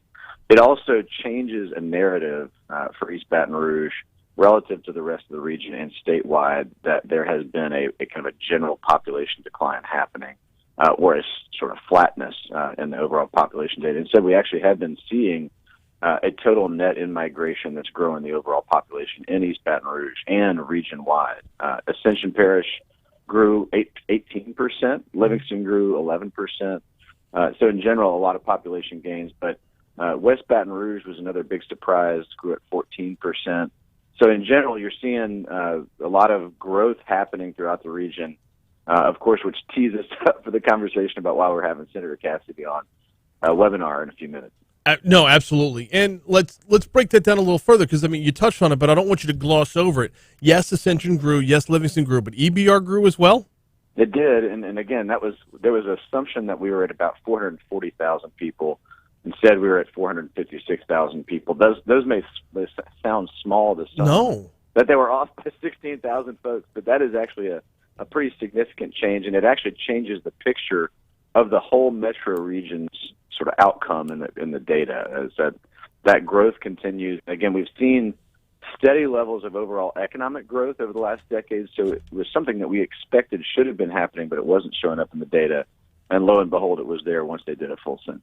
Well, any growth at all has got to be counted as a win, especially when you look at North Louisiana, who saw a net out migration. Yeah, and that's an unfortunate sort of story of rural America. It definitely is happening in rural Louisiana. That you're seeing in general, metros growing and rural regions declining, and it's going to be a major challenge and important economic project for the state to continue to work on kind of rural economic infrastructure.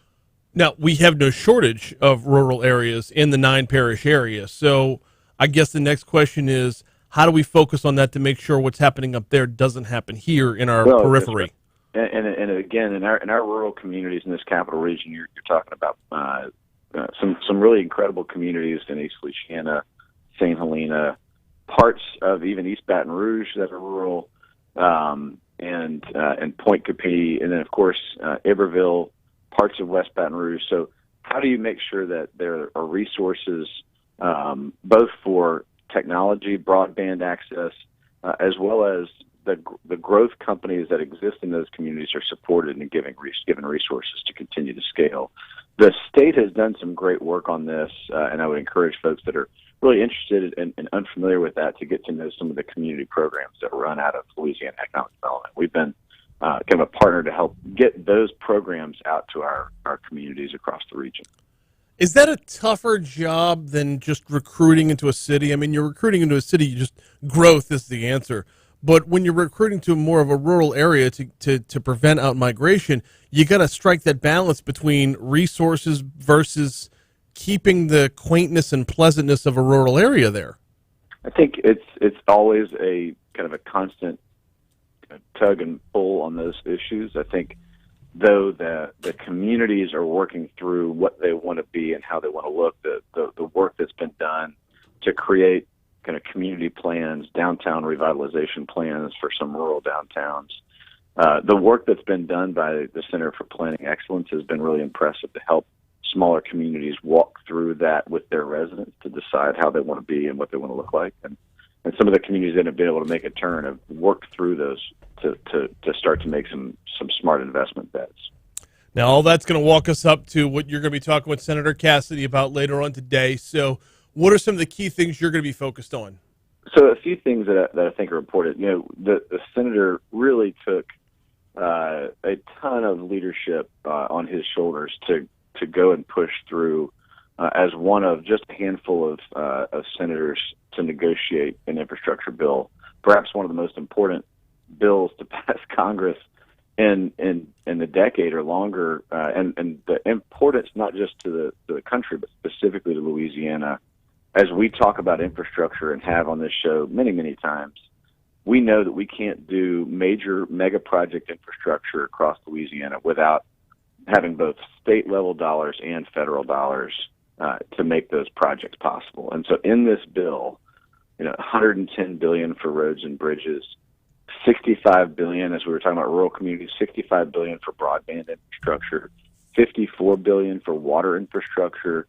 If you think about our ports and waterways, $17 billion for ports and waterways, $47 billion for public transportation. Just an amazing amount of priority dollars that are going to help communities in Louisiana if that can get through the House, which is where the real kind of conversation is today.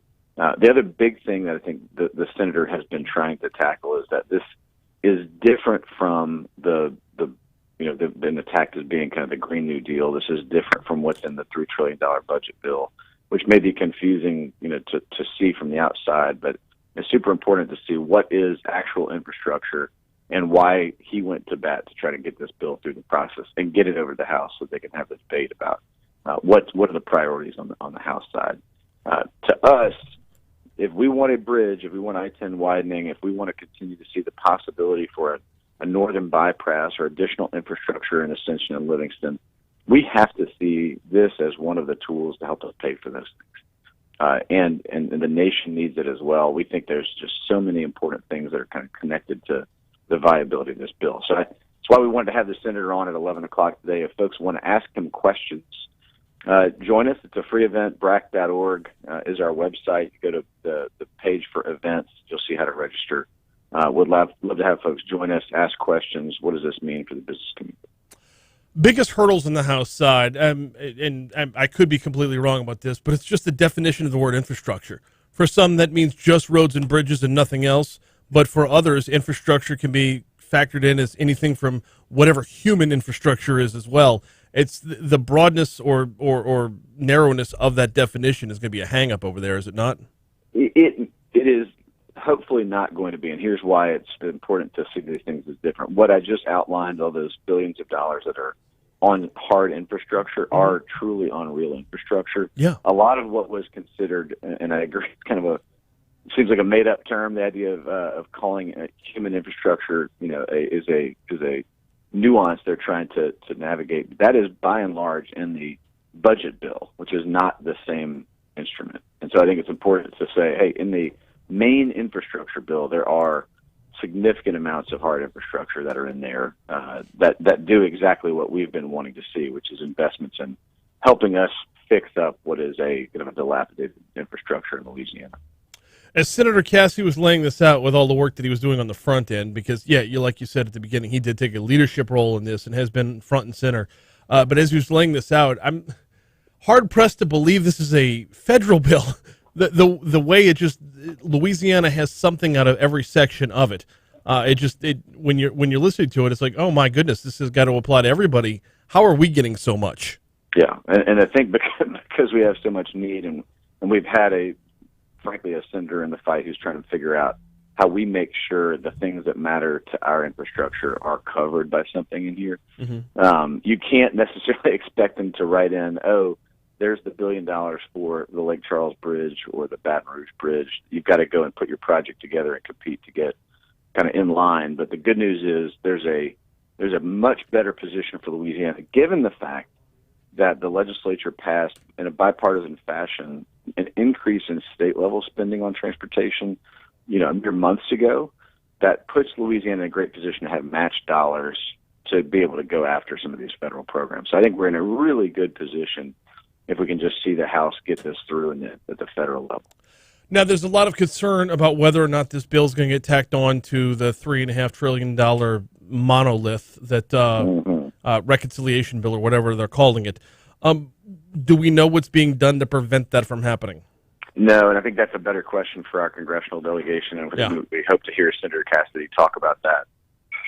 There has been, from the kind of the national business community, a great deal of pushback against the $3 trillion spending bill, and I think it's important for business leaders to know you can absolutely champion the necessity of hard infrastructure while vigorously opposing some runaway spending. And that is the nuance that's got to be had in this conversation, is to say that that $3 trillion budget bill is where a lot of incredibly questionable things need to be, a hard look needs to be taken at what's in there. Mm-hmm. And that it's possible to say both of those things. And I think that's what you hear from Senator Cassidy and others that negotiated this bill, is that we have to prioritize investments in infrastructure and not get confused or dissuaded, to having to negotiate over some of these things in the big budget bill that we just are absolutely against. And those are the kinds of things that it's important to talk to the senator about and the House members about. Well, yeah, I mean, his motivation from the start was, let's do this so we don't have to do that. So, I mean, to me, that spells it out. I don't know how to make that sell to anybody who's not on board with it. What else is going on at the chamber, man? What are y'all working on? Well, I wanted to mention one of the things. So, some great numbers for the state economy. For those who have, almost every business continues to be straining on the challenges of workforce and talent supply right now, and sort of the availability of people for their businesses. There was some positive news and some state unemployment numbers recently. The number of folks claiming unemployment insurance statewide went down. This is something that was expected to happen, but you never really know until it does. Back on July 31st, so less than a month ago, the federal supplemental funding ended. So that meant that more folks were going to start looking for work and going out and looking for jobs. Well, exactly that happened. There are 23,000 fewer people on unemployment insurance as of the end of July, the first week of August. And the labor force, the size of the labor force, didn't dramatically change. So you worry that people are going to get off unemployment insurance and they're going to stop looking for work. That didn't happen. In fact, those 23,000 folks, it appears, are all in the labor force looking for jobs or have jobs. And so that's a good sign for employers that the workforce pressure should be starting to improve. And I think that's something we've been stressing.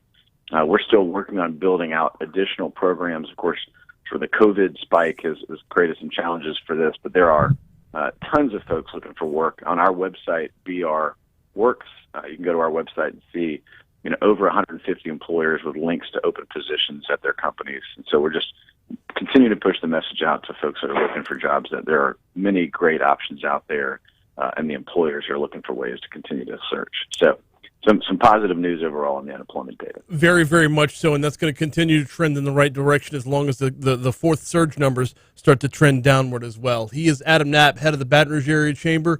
Don't forget to check out the webinar. It's at BRAC.org, right? It is, BRAC.org/events. BRAC.org/events. Adam, we always appreciate the time, man. Talk to you soon. Brian. Absolutely. Thanks. And what's going to contribute to the workforce numbers on top of that, though, is the number of people who saw the supplemental benefits ending, but also saw a spike in COVID-19 and said, you know what, I'm going to ride this out because they're going to shut it all down again. Well, if the numbers start to trend downward, there won't be a shutdown. Or so we've seen so far. We got up over 3,000 in the hospital without a shutdown. So eventually necessity will get people back in the workforce as well. All right, let's talk about that infrastructure package from a completely different perspective. We'll go to Congressman Troy Carter after our news, traffic, weather, and then we'll talk infrastructure, we'll talk COVID, we'll talk voting rights. Congressman Carter, coming your way next.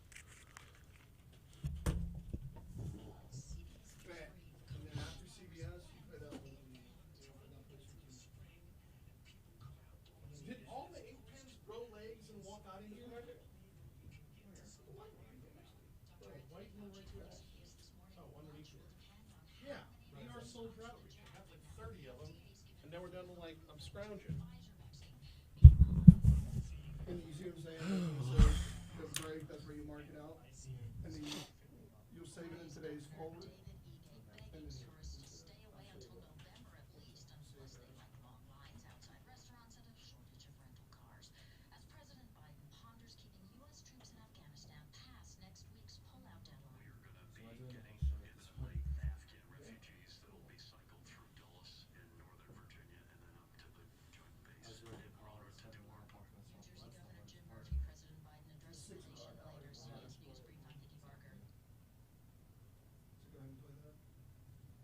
I'm Jeff Palermo, the Talk 107.3 Baton Rouge Newsroom. The Louisiana Board of Elementary and Secondary Education says it will not hold a special meeting to discuss mandatory masks in schools after adjourning last week's meeting early due to outbursts from protesters who also refused to wear a mask in a state building. Republican House Speaker Clay Scheck-Snyder urges Bessie members to reconsider. It's unfortunate that the constituents of those Bessie board members won't be able to at least voice their frustration and be able to address their issues they're having with whether it be the mask mandate or whatever it be. But Bessie members say because of all the disruptions during last week's meeting, they had no choice but to adjourn early. House Appropriations Chairman Jerome Zerang says the State Bond Commission did not pause tens of millions in funding for construction projects in Orleans Parish over the city's vaccine policy. Zerang says the decision was made because out of 64 parishes, Orleans was receiving a quarter of construction funding. 25% of those dollars were going to Orleans. So simply the leadership of the state, and there were questions by other legislators. Zerang says 6 of the 22 projects slated for Orleans were ultimately approved, including a $39 million sewage and water board project. Pfizer's COVID-19 vaccine has received full approval from the U.S. Food and Drug Administration. There are some who fear the mRNA vaccine was rushed and long-term effects are unknown. LSU Health Shreveport infectious disease specialist Dr. John Vancheri says the mRNA platform for developing vaccines has been under development for several decades. Has been used in development of some cancer vaccines, and Pfizer was very, very close to starting the clinical trials for an mRNA influenza vaccine right before the pandemic hit. Commissioner of Administration Jay Darden says the governor's office is working on plans to require state workers to either be vaccinated or submit to periodic COVID tests. Talk 107.3 Baton Rouge.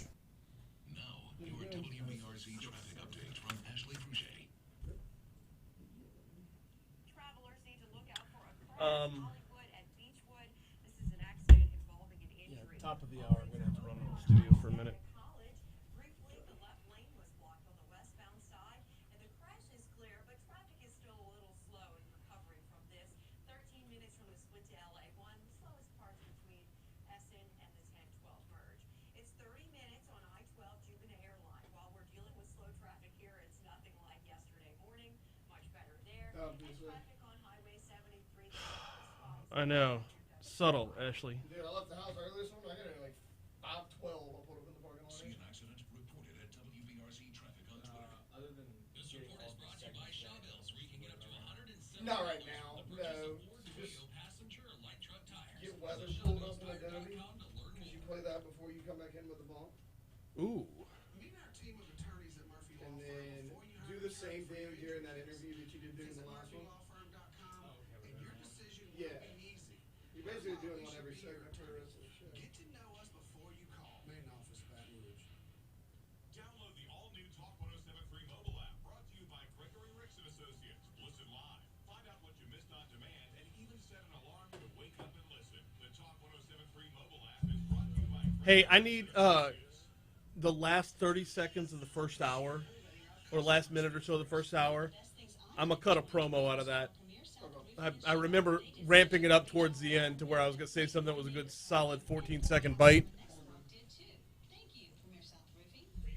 Lafayette and the North Shore. Go to PremierSouthLA.com for premier craftsmanship. And premier customer service. Premier South Roofing. Every single time. Every single time. Liberty Mutual Insurance Company presents.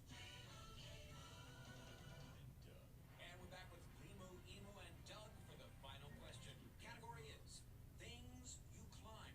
All right, Limu, what do you think?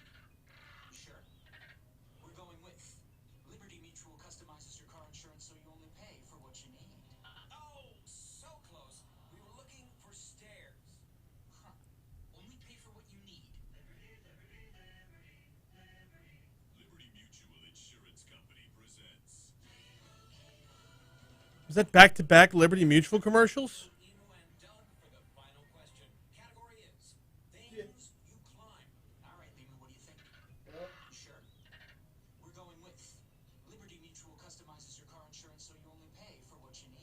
Also the exact same word. Yeah.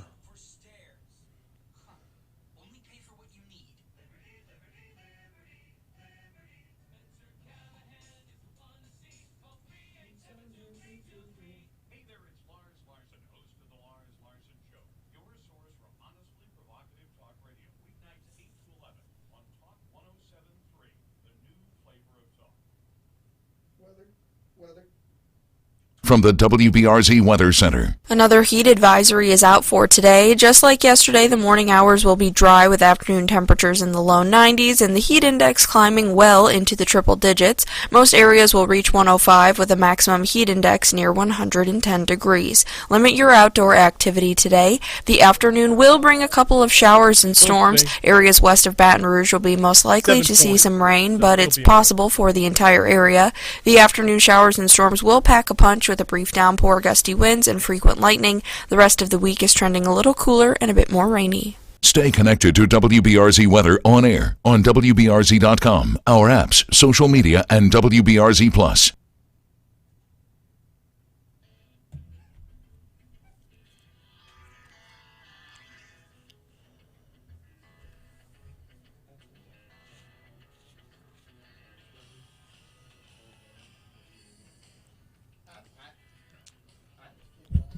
Do I have a live here? 7:38. Talk 107.3 FM, WBRP, Mornings with Brian Haldane, rolling right along. Congressman Troy Carter coming your way. And a little over a minute from right now, which actually gives me enough time to ask you what you're doing for lunch today. Maybe swinging by Mathern's, maybe hitting up the salad bar, maybe hitting up the full deli counter, either location of Mathern's, whether you're talking about downtown on 3rd Street or Nicholson at Skip Burtman Drive and the Nicholson Gateway Shopping Center. Both locations of Mathern's are full-service grocery stores. And don't be fooled by the location over there on Nicholson. It's not just for students. It's for everybody. Yeah, school's back in. But if your commute takes you up Nicholson in the afternoon, like let's say you're heading towards River Bend or points beyond, download the Mathern's app, get your grocery shopping done before you even leave work. You can get your grocery shopping done while you're at work, pull into the parking lot, they bring it out to you. Don't have to worry about putting on a mask. Don't have to worry about spending time walking up and down the aisles of the grocery store. The Mathern's app makes this super easy. Download the Mathern's app now. Get your grocery shopping done. It's a level of convenience that is offered from Mathern's, and you could take advantage of it today. By the way, the app works at the down location as well. I'll just tell you about Nicholson because, you know, it's the newer of the two locations. All right. Time for us to return the conversation to the infrastructure package, talk about a few other things as well. Joining us now is Congressman Troy Carter. Congressman Carter, how are you, sir? Welcome back. I'm doing well. How are you, Brian? I could not be better. You got a busy week in front of you, man. I appreciate you carving out some time this morning. I appreciate the flexibility to get in here. No, thank you very much for keeping this in the forefront. It's very good that you take the time to keep people informed. It's a very critical time, very important issues, and I applaud you for keeping us all conscious. Feel like you're buttering me up for something, man. Let's talk infrastructure. Let's talk where we're at. I know discussions went late into the night last night and then had to be called off to be picked up today. Where are we at on the House side with this infrastructure package? Well, you know, there's still negotiations that are going on. Like in any deliberative body, you have people that have different issues, and some are holding out for various reasons. I'm hopeful that we will come to terms and advance this very important $1.2 trillion package that does have something for everyone throughout the state, throughout the country. Naturally, everyone has the right to challenge those finer points, but I would caution everyone that if we throw away the good in search of the perfect, we end up back at square one. Okay, you hit the nail on the head right there. Throw away the good in search of the perfect. There's a lot of good that came out of the Senate side. So are we more likely to throw away the good for nothing, or are we more likely to throw away the good because we're looking to invest in everything? Well, I think there's an effort to get better. So everyone, wants more. And heck, I want more too, and you want more, and everybody probably would like to have a little something else. But at some point, cooler heads have to prevail. At some point, we have to move forward, at least take a victory today while we continue to work on other things that are equally as important. It doesn't suggest in any way that those other issues that are on the table or in discussion are not important, because they are important. But, sometimes you have to celebrate the victories that you have while you continue to work on those other items that are important. We know that there's so many other issues, so many throughout our state, throughout our country, but you have to take incremental success as it comes. And so that's why I'm supportive of moving forward, albeit knowing that the other things that we're concerned about, we'll continue to work on. Well, I mean, it's as simple as live to fight another day, right? I mean, it's you get what you can here, and that's the nature of Congress. What's the nature of life? Well, true. You can't always get everything you want. We learn that as children, and as you get older, you learn it as adults. And as leaders, we know that you shoot for the moon, and then you get what you can, and then you come back and you get some more, and you keep fighting. And every day we wake up, there's a mission out there to solve the issues of the people that are so desperately needing us to fight for them. And when you've got success in hand, you don't give it back. Congressman Troy Carter is our guest. We're talking infrastructure package that's making its way through the congressional process right now. I hesitate to use the word consensus because that never comes out of Congress, but what's the closest? What items are the closest to consensus? What does everyone seem to agree on? Listen, I think everybody agrees that, the items that we have in place, we've got crumbling infrastructure throughout the state of Louisiana. We've got jobs that will come from this. We have billions of dollars back to deal with infrastructure. We've got $4.8 billion federal aid for highways, bridges that are so desperately needed. That all of this will create jobs and give us the opportunity to put people back to work. We've got $3.5 billion that will go toward flood mitigation, $109 million for Louisiana Corps projects to dredge and repair damage caused by recent hurricanes. Listen, these are real dollars. Mm-hmm. This is not just something that's monopoly. These are issues that have been plaguing our state for a very long time, and I think we all agree that we have never come this close before to having an infrastructure bill of this magnitude. This is life-changing, and I'm prayerful that we're going to get to a consensus, whatever that means. As you just said, consensus means different things for different people, and success means different things for different people. But success for me is being able to advance issues that have been stalled for so many years, to provide resources to our state, and to get us moving again. Congressman Troy Carter is our guest, talking a little bit about the infrastructure package, but that's not the only thing y'all are working on right now. What are a few of the other things on your plate? Well, we also have, COVID is obviously a major, major issue. I've invited the Secretary of Health and Human Services to come to Louisiana this week. We're still waiting to see if it'll happen, to come in to look at the fact that, our numbers are going absolutely in the wrong direction, and we know that people are still dying, and we're at 12,000 deaths since Friday. That's significant. That's a big deal when we have the kind of issues that plague us, and people don't seem to take it as seriously as I wish they would. This is not political. This is not partisan. This is not black and white. Fortunate yesterday we had great news that FDA approved the Pfizer vaccine. So those who had, I think, legitimate concerns of the efficacy and safety of the vaccine, they wanted to wait until it was formally approved by FDA. Well, now it has been. So I would encourage everyone to please get out, get vaccinated.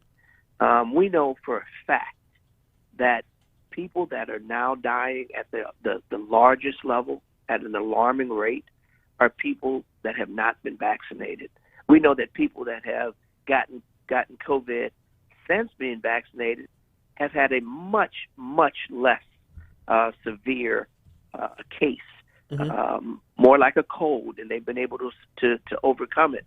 But those who are not vaccinated at all, unfortunately, many of which are still dying.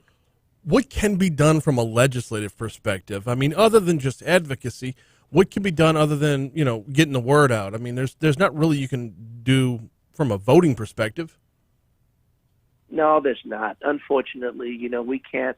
There's some things that government can't and shouldn't do. We can't legislate that people take care of themselves. We can't legislate morality. We can't legislate. There's just things that government can't do from a legislative standpoint, but we can do from an advocacy standpoint. Because people trust us enough to send us to Congress to vote on critical issues, we should use our status to ask them to trust us once again, to take the virus, the vaccination, to kill the virus, to social distance, to wear a mask, to take the necessary precautions until we're able to figure out how to get our arms around this community. Television and radio personalities such as yourself, spreading the word, giving an opportunity for all sides to be heard. Clergy, faith-based, academia, sports, celebrities, getting the word out that we know that the statistics prove that when people are vaccinated, lives are changed or saved. Lives are actually saved. We've seen the way once the vaccination, first of all, once we started wearing masks, we saw the curve flatten. Once we started social distancing, we saw the numbers start to drop. Once we took the vaccination, we saw further reductions in cases of COVID and deaths. And with the new variant, the Delta variant, we saw them start to rise again. Right. Largely among people who hadn't been vaccinated. Yeah, and just wearing masks and separating ourselves from each other, it's just not who we are as a people. I mean, buckle down to get it done, obviously, but getting us back to where we need to be would be the long-term goal. Listen, in the meanwhile, it's not, Brian. I'm a Southern guy. We like to hug, we like to embrace, we like to barbecue in the backyard. It's who we are. Particularly those of us in the South. We're very, very loving people, and it's hard to not be able to hug your loved one. I've got an 86-year-old mother that we've got to be very careful with because of her tender age. I've got family members that have underlying health issues, and we've got to be very careful there. So it forces us all to kind of change our lifestyles, but so did 9/11. When those cowardice terrorists attacked us, it forced us now when we go through airports, we have to take our shoes off and take our belts off and go through an extra layer of security that none of us really like, but we understand the greater good. Exactly, and hopefully we'll be back to normal sooner rather than later. In the meanwhile, we appreciate the time. We will talk to you next week. Congressman Troy Carter, thank you so much, sir. Fantastic, Brian. Thank you. Have a great day. You do the same. We will talk to you next week. Congressman Troy Carter, we're trying to make this a weekly thing. It'll probably be in the 8 o'clock hour every week. This week was a little bit different as we already had some things stacked up on the schedule before that. But I appreciate the access to information there. I mean, we talk with Congressman Graves every single Wednesday.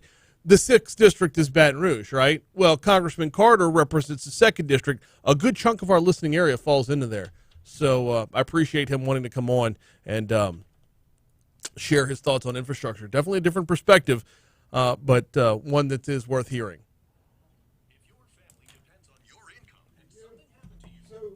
What up?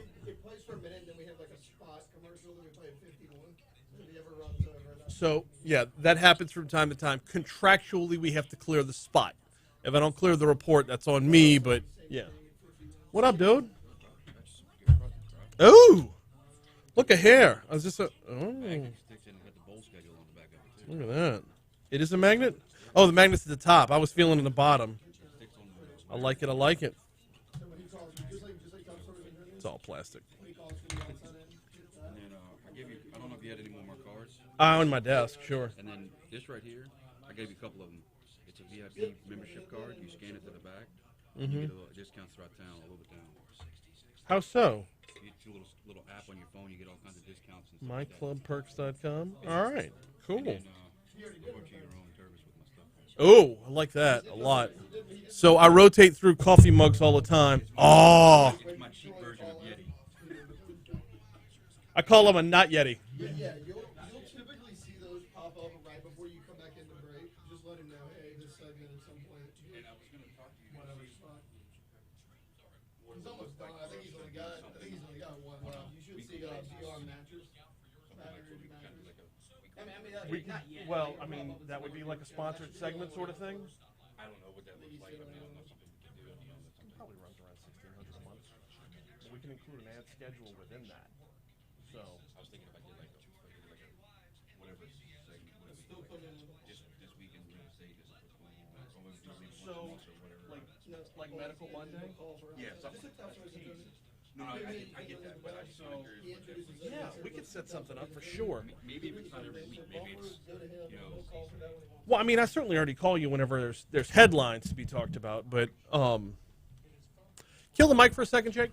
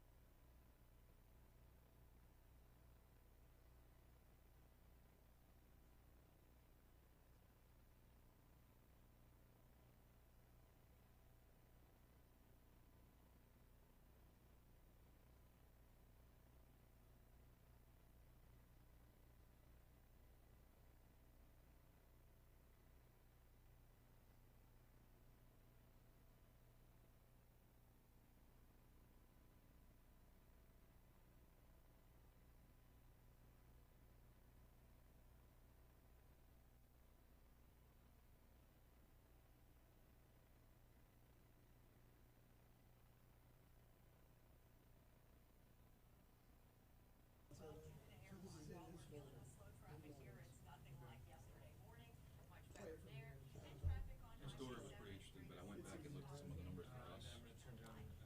Our market is, while it is crazy, the crazy thing is that it's still high. So the Daily Report had a complete opposite take than WBRC. Daily Report was saying that D.R. Horton is still blowing up. So new construction slowed a little bit. Mm-hmm. They were already scheduled to build. Yeah. So like they buy that stuff in like years in advance. Mm-hmm. So like they already scheduled to build, so they had to build. Right? So like it doesn't matter. Yeah. Like, regardless, that wood was already bought. That product was already bought. So Yeah. maybe it wasn't sold yet, but it was already. Right. And then you got to worry about like materials and labor and. Labor's probably 7:55 Talk 107.3 FM WBRP mornings with Brian Haldane rolling right along. Got CBS coming your way in a little bit. Next hour, we're going to be talking about the real estate market. Is it cooling off in Baton Rouge? Depends on who you ask. The trends are kind of all over the place. Realtor Brandon Lively is going to join us at 8:15 to talk about it. Thanks again to Congressman Troy Carter for hopping on board.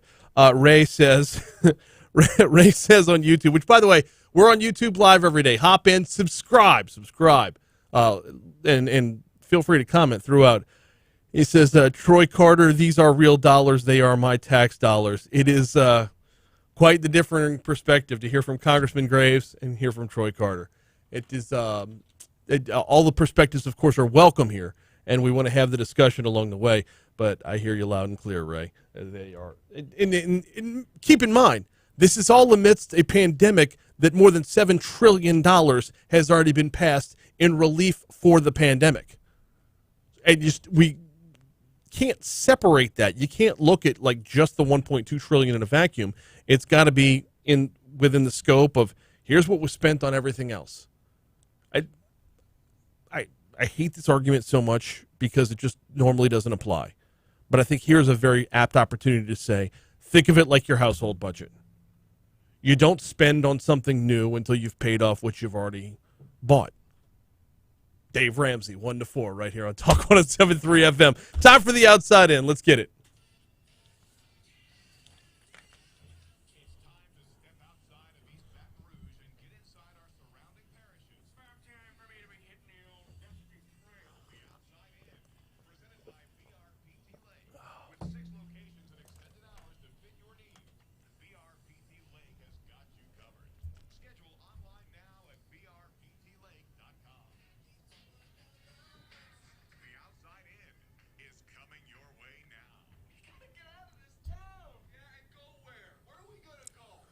I mean, Dave Ramsey will straight up tell Congress, you've been married 16 times. I don't want to read your book on marriage. All right. Starting off at St. Tammany Parish, an FBI agent was arrested Sunday after her wife called 911 and told authorities the two were in a physical altercation. St. Tammany Parish Sheriff's Office said they were called to a house on Clipper Estates after 10 p.m. on August 22nd. Deputies arrested 44-year-old Amberly Boyle, an agent with the FBI New Orleans office. Boyle was booked for misdemeanor domestic abuse and battery. UL system students will either need to provide proof of vaccination or claim personal exemption the next time they register for classes to enroll at the system's 9 schools. UL system president Jim Henderson said their request to add fully FDA-approved vaccines to their immunization schedule was approved by the State Department of Health. Now, Henderson said it's important to note this isn't really a vaccine mandate beyond the paperwork. Louisiana is one of 15 states that allow for philosophical exemption from immunization requirements.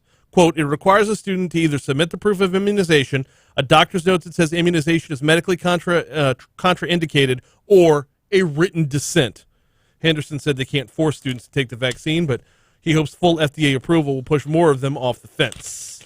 In Lafayette, Gulf Brew, the state's oldest craft beer festival, plans to return to Lafayette this fall, and organizers made that announcement yesterday. The festival is relocated from Blackham Coliseum to the outdoors to allow for better social distancing in light of the pandemic. More than 200 beers from craft breweries nationwide will be offered along a 4-block pedestrian-only stretch from Jefferson Street between Juliet Hotel and La Coretta Restaurant. Closing out in Washington Parish, 5 puppies fell down a 65-foot dry well. Took rescuers 3 days to get the dogs out.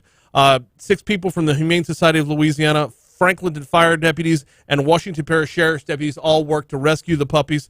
3 days later, they're all safe at a Mandeville Animal Hospital.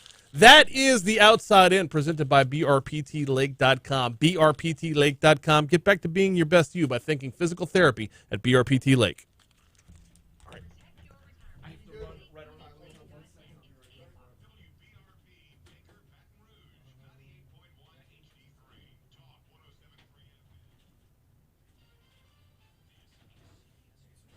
All good, bud.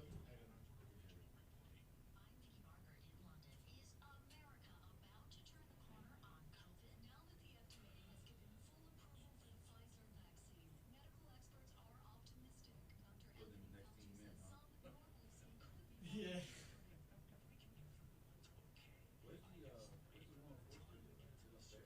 Yeah, I mean, they have that one, but that one's really for, like, if they're on location. The video studio is on the third floor.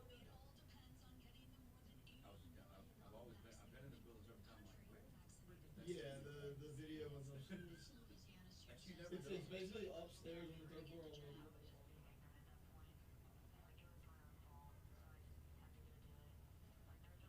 No, you can walk into several buildings and be like, where is this at? Yeah. I don't know where this is. Yeah, no, well, it's weird because like all of our stations are right here, and then that's the only one that's not on the same. I guess it's the only one maybe really put there. Yeah. I still don't understand. Like in my car, anything I get close to the station, all the stations have perfect TV and when it's right by the station. I still don't. You know, I've heard that. I don't understand why that is. Like I'm right here by the main. Like I was in government yesterday. I'm like I'm right here. There's no excuse why this thing is not. Yeah, I've heard that. Why is it not doing it? That's crazy.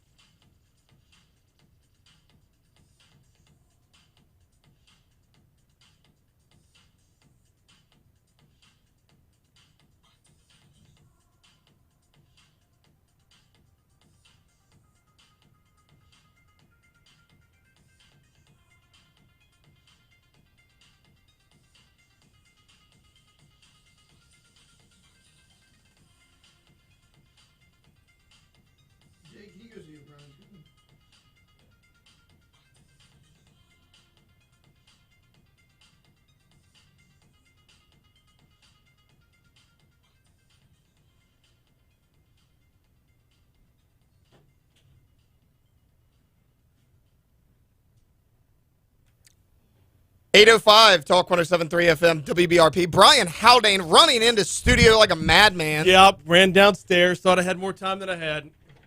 That's on me. You know, you think you would have this down by now. Well, I thought I had till 8:06. Completely miscalculated. Traffic was only 40 seconds. Hey, that's a good thing. Millerville wasn't closed I today.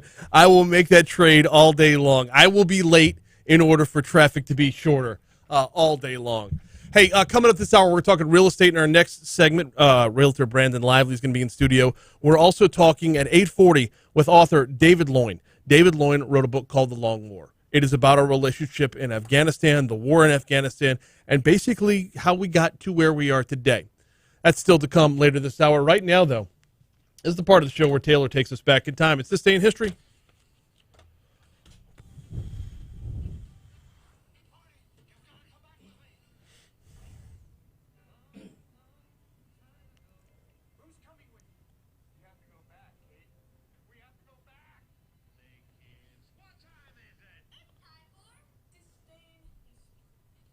Brian, we start out with a very important This Day in History. Oh? On this day in 1853, the first potato chips were prepared by Chef George Crumb. And let's stop real quick. A guy named Crumb created the potato chip. Do you think the word crumb came from what fell off the potato chip? It's spelled differently. There's no B on the end of this guy. They added a B to be fancy later on. Well, it was created in Saratoga Springs, New York. Okay. So the first potato chips. Were they ranch? Dill pickle. Dill pickle was the flavor. They were not crawtators. No. 1891, Thomas Edison patents the motion picture camera. I like it. That worked out. 1909, workers start pouring concrete for the Panama Canal. Ooh. Both lanes were blocked because of the concrete. Don't even. 1912. Dipping right back into the bitterness from yesterday. 1912, the District of Alaska becomes an organized, incorporated territory of the United States. Organized is a relative term. It's Alaska for crying out loud. Is it still organized? It's just really big and up there. there. Yeah, we let it be. A lot of area, not a lot of people. On this day in 1940, Red Sox left fielder Ted Williams actually pitches the last 2 innings in a 12-1 loss to the Detroit Tigers. He allowed 3 hits and 1 run in those 2 innings. Maybe he should have pitched before 12 runs got on the board. That's what I'm thinking. He only allowed a 1 run to come across. Right.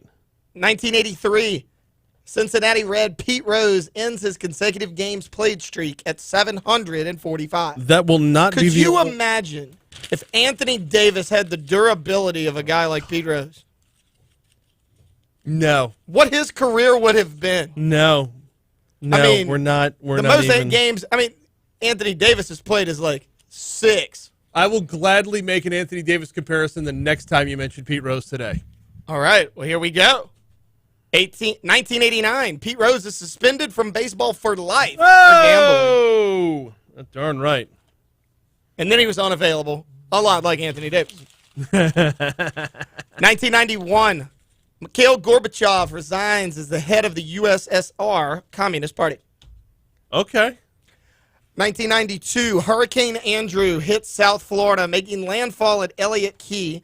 44 die and $25 billion worth of damage. And that would be on its way to Baton Rouge, where it did even more damage along the way. 1995, Microsoft debuts Windows 95. Really? Yep. Okay. And that's the day that the goofy-looking video came out with everybody jumping up and down and clipping? That was the one. All right. The very one. You ready for some birthdays? Yes. Yes, I am. Let's knock them out. Vince McMahon, 76 years old today. Really? That's cool. Comedian Dave Chappelle, 48. Saw that. Rupert Grint, I had to put this in here because my girlfriend would have killed me if it didn't. He played Ronald Weasley on Harry Potter, and that's the last Harry Potter reference I'll ever make on this show. He's 33 years old. Moving on. All right. Former NBA basketball player Reggie Miller, 56 years old. Yep. Cal Ripken Jr., 61. Yep. Wide receiver Allen Robinson, 28 years old. Saw that one. And Mike Huckabee, 66. Ooh, I did not see that one. One notable death, comedian Jerry Clower died on this day in 1998. Aw. National days. You're going to love these. It's can opener day. It's International Strange Music Day. It's can opener day. Yeah. You celebrate the opening of cans by a device. Why? Why would we even have that? I'm already preparing myself. I'm bracing myself for like 3 weeks from now when it's bottle opener day. That's and common, envelope yeah. opener day. Yeah. Whatever.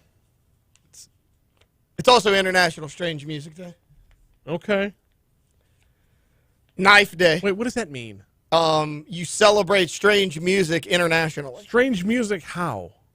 Whatever you find is strange. And think about that. That's international. So, like... Yeah. I can cover so if we much think ground. Moroccan music is strange, but in Morocco they think that jazz music's strange. Like, it's a wide variety there. It's a knife day. Knife day? Yep. All right. It's also stab you in the back day. I'm just kidding. I made that one up. It's National... That would be the Ides That of would March. be great, yeah. It's National Peach Pie Day. All right.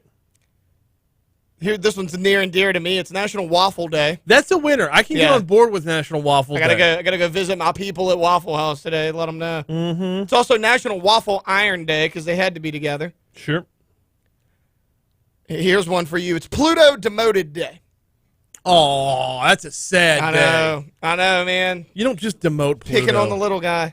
It's bad enough they demoted Pluto to whatever dwarf planet or whatever. Got a day, so every year, right? Pluto they have to is relive sitting up it. there. They like, have to relive it, like the Bill Buckner of planets. Basically, they have to go back through it again. Yep. It's Shooting Star Day. Why not?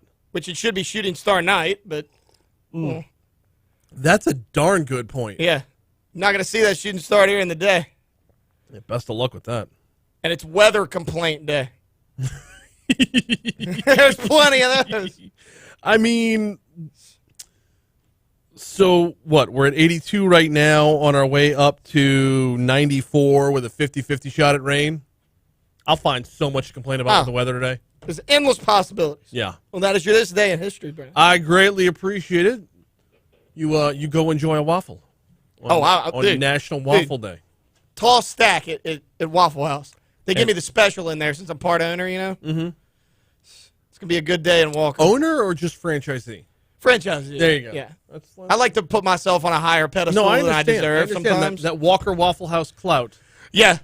I got a shirt and everything. Yeah. All right, we got to take a break. When we come back, we're going to talk real estate. Where is the market right now? Where are the trends right now? Realtor Brandon Lively joins us next. Does he have the hat too? Yeah, he's got a hat. Shirt says pass the syrup. That's all it says. All right, go ahead, jump in. Okay, so for in-studio guests, always just take a picture of them and Brian. And I do it when the logo's in the back. I'll email it to myself, so just email it to you, and then use that as Make sure you get my good side. Mm-hmm. Make sure you get my good side. Hold you on a need to minute. kill the box in the corner, and you slide it, or if you could readjust the camera his way just a hair. I can rearrange. Slide over this way. You're good. So watch, you'll back it out a little bit, and then you'll be right in there. Hey, look, he's fixing it. Mm-hmm. We kind of are different colors of LSU. We're not anything. We're at the rivals. Right? Yeah. I didn't realize. I didn't plan that. No, me neither.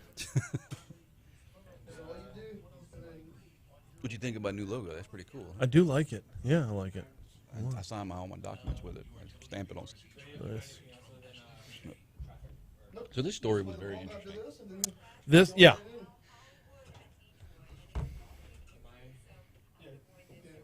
I wasn't. However, though, this is what's really intriguing is the pie at the bottom of it. Which, because there's That's two. There we go, that one. The big pie. Yeah. The South still gobbles up because we have more than anything. Like, people are still buying like crazy. Yeah.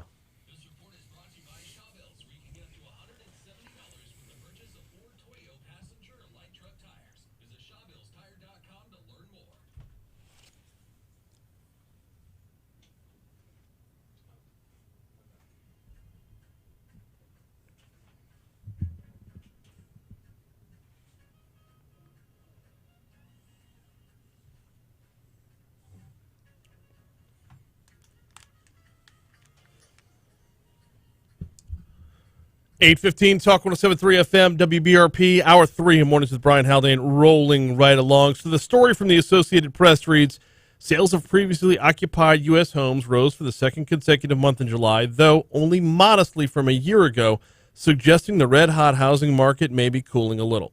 Existing home sales rose 2% last month from June to a seasonally adjusted annual rate of 5.99 million units, the National Association of Realtors reported on Monday. That's greater than the 5.82 million economists were expecting, according to FactSet. Sales rose only 1.5% from July of last year. By comparison, sales in June jumped around 23% from a year earlier when many states were still in a pandemic lockdown. What does this mean for the housing market? What does it mean for how we're trending here in Baton Rouge? Joining me now is realtor Brandon Lively. Brandon, welcome back to the show, man. How are you? Hey, man, I'm all right, doing it. Thanks for having me. No, glad to have you on here. I was intrigued by this story because it's kind of all over the board. It's very all over the board. It's if you were to read it, if you were a lay person to not do what I do every day, you would look at it and go, this doesn't make sense because this is not what everybody's been telling me. Right. And I think most of it is too, that's probably looking at the broad spectrum of the state of the country. Right. Where our area is still red hot. Homes are still, we're still having a home shortage on the market where we don't have enough homes to sell. I'm not the only agent in town that's got buyers waiting for property that just isn't available. So while I say it may be spiking down like they say it's spiking down, it's not really spiking down only because we just don't have the listings available. And it's kind of a catch-22 because when people don't have a place to live, they don't have a place, they can't sell their home if they don't know where to go. Right.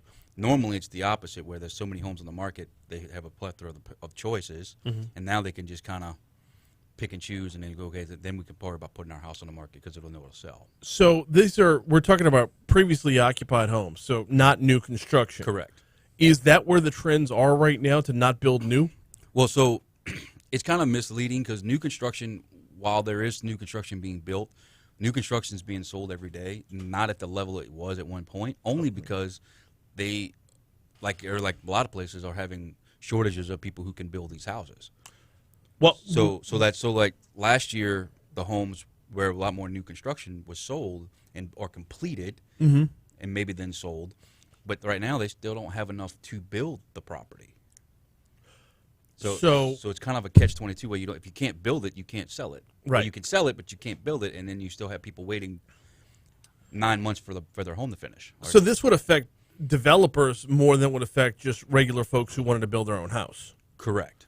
Now, as far as the reasons behind that, is it labor shortage? Is it materials? Because we've been seeing supply side issues from basically every industry out there. Well, some of it is material, but most of these builders who build these properties, they've bought their product that they're using because they know exactly how much they need to build whatever square foot house they're building in these subdivisions. Right. Well, they go to the supplier and buy that stuff in advance, a lot more advance than just next month. They go and buy it 3 years, 2 years, 1 year in advance because they know that subdivisions can be in phases and they're going to build it up, buy the whole phase. Right. So while there is a material shortage, so to speak, which is driving the prices you see at the Home Depot and everywhere else that's going through the roof, but that's really not the case. It's more or less the labor shortage more than anything else. Which has, again, affected just about everybody out there. And it's everybody. It's amazing to see, we should be used to it by now. Like, as far as, well, is it affecting this industry? Yes. Is it affecting this industry? Yes. At a certain point, we'll stop being surprised at every industry it's affected by, but nonetheless, every time it's dropped down in another facet, oh my, that too. The one thing I do have to say that's encouraging, though, I see is a lot of people who are in my industry or support our industry, from the electricians to the builders to the plumbers to ACP. There are a lot more companies now that are actually being formed. Really? A lot of people. I see a lot of new mom and pop, kind of like you used to see the mom and pop restaurant on every corner. Now you don't see that so much. You see the corporate. Well, now you see mom and pop electricians and plumbers, and they just decided that, well, I can go make my own way, get my own clients, and those people are just as busy. So, because they're also supporting that, people who are wanting to do remodels in their home, or people wanting to add on, or people wanting to change things. Because, and you also got to realize the housing shortage was majorly affected when they started pushing these refis, which is all for you. If you can get a refi, great. Right. But those homes that should have been sold or should have went on the market, quote unquote. Instead of them putting it on the market, they refinanced it so they stayed in their home. Okay, but was that all about refinancing what you were living in then, or was it a push to get people to buy new houses and take on a new mortgage there? No, I think a lot of it is, and I'm one of the few. I refinanced my home, and I was in line to sell it, but instead of me selling it, I refinanced it, pulled some cash out, did some things to my house, and now I don't have to do anything for another 3 to 4, maybe 5 years. Okay. So if I don't want to sell it, I can, and that's what a lot of people have done. So those homes that would have probably hit the market, it wouldn't have had the shortage that we have now, because people are now in their home. And now, while refis are great because everybody lowered their rate, everybody cut their cut bills, which is what everybody needed to do at the time with all the stuff going on. It is the reverse reaction to it, cause and effect. With so much uncertainty, we're coming off a year with a lot of uncertainty. We're getting to where there's a little bit more certainty when it comes to job security, what employment's going to look like over the next few years and whatnot. Is it any surprise, or is it a surprise that we are where we are with the way home sales have been for the last year? I'm not. I mean, we're still ahead of pre-pandemic levels. We are still ahead of pre-pandemic levels. Pardon, I can't talk today. No worries. And so I will say that I do think that the housing market is a good sign of our economy. Okay. Because when people are buying or selling homes, or because obviously if you buy, chances are you're going to sell, right, or vice versa, right? One would hope so. I mean, or you do have. You got to have one to make the other one work. But then also the other cool thing is I'm seeing a lot more investors getting into the market. Now, there's not a lot of homes for investors to purchase, but it also makes a feeding frenzy for these when the home that is an investor property hits the market. And it's also the rental market right now is just as hot. What is that, because it's tougher to buy right now? You'd want to get out, sell your house because you can get it at the top dollar, and then you're not going to. If you're selling your house for top dollar, you got to buy a house for top dollar as well. So what are you really netting here? So you'd move over to the rental side for a little while. There are some clients that I've had that have actually done that this past year, even going into 2020 last year, where they actually sold their house at the top of the market, and they're actually renting, waiting for their next property or whatever the case may be, which in turn will come eventually. But I do know that at some point everything's going to start leveling itself off. Right. But I do know, like, right now, you can't find a rental very well, and if you do, it's way over than what it used to be. So there's a lot of that happening right now. So it's just a combination of all these layers of happening, and it all started even before the pandemic. All right, let's talk about what folks need to be doing right now, because as like you led this off by saying there's waiting lists basically for selling homes. Like you before a home's even technically on the market, you got people lined up to buy it already. That being said, there's still a ton of for sale signs out there. There are. So for the folks that are selling their home, or I should say attempting to sell their home, but that for sale sign's staying out a little longer than they'd like to, what do they need to be doing right now? Well, there's several things you can do. One, you need to check you need to do things to make sure that your property is sellable, meaning you want to make sure that, like, if you've serviced your AC, if you haven't done that, you need to do it. If you need to check your roof, you need to do that. Pre-listing inspections is probably the number one thing that I can recommend to anyone. If you know you're going to sell your home and you've been in your home for more than 5 years, everybody neglects their home at some point somewhere in their property, I included. Yes. So I would strongly suggest they do a pre-listing inspection. That way that inspector who's not biased to your home comes in and they look at everything they got. And then guess what? Then you fix the problems or you address those issues. And then you put that on the market. Hey, we've had a pre-listing inspection. We've had this stuff done. And then also the other thing is if you know that you think you might be overpriced or underpriced or whatever the case may be and you're just not getting the volume looking at it, you need to look at the price. Because just because it's going crazy, that doesn't necessarily mean if it's not priced right, it's still not going to get the opportunity that it needs to get. Okay. Regardless of what it is out there on the market. So if you're 20 grand overpriced, people aren't going to look at it because they know if they're 20 grand overpriced, they don't want to fool with it. But that doesn't mean you shouldn't put it on the market at a price it should be selling. Maybe it gets to the point to where you're getting over asking price. But the only way you get over asking price is if you price it right to start with. Okay. But I mean, even then, you're just going back to the price you probably originally wanted anyway. But it's perceived value at that moment, and then you also have more people looking at it. So if you price it at $200,000 and it should have been priced at $180,000, most people who are looking at $200,000 are looking at it. Well, I can buy this from somewhere else. I can buy a nicer property or buy this or whatever the case may be. Okay, so if I'm overpriced by $10,000 or whatever, and my neighbor's selling his house too, and he gets 4 bids and I get none, there's 3 people that are still looking for a house right there by that equation. So why would they not just naturally matriculate next door? Well, some of it could be multiple levels of things. One, you're overpriced. 2, your house is probably not in greatest shape, or it needs something, or it has some things that need to be taken care of or addressed. Or, frankly, they just don't like it.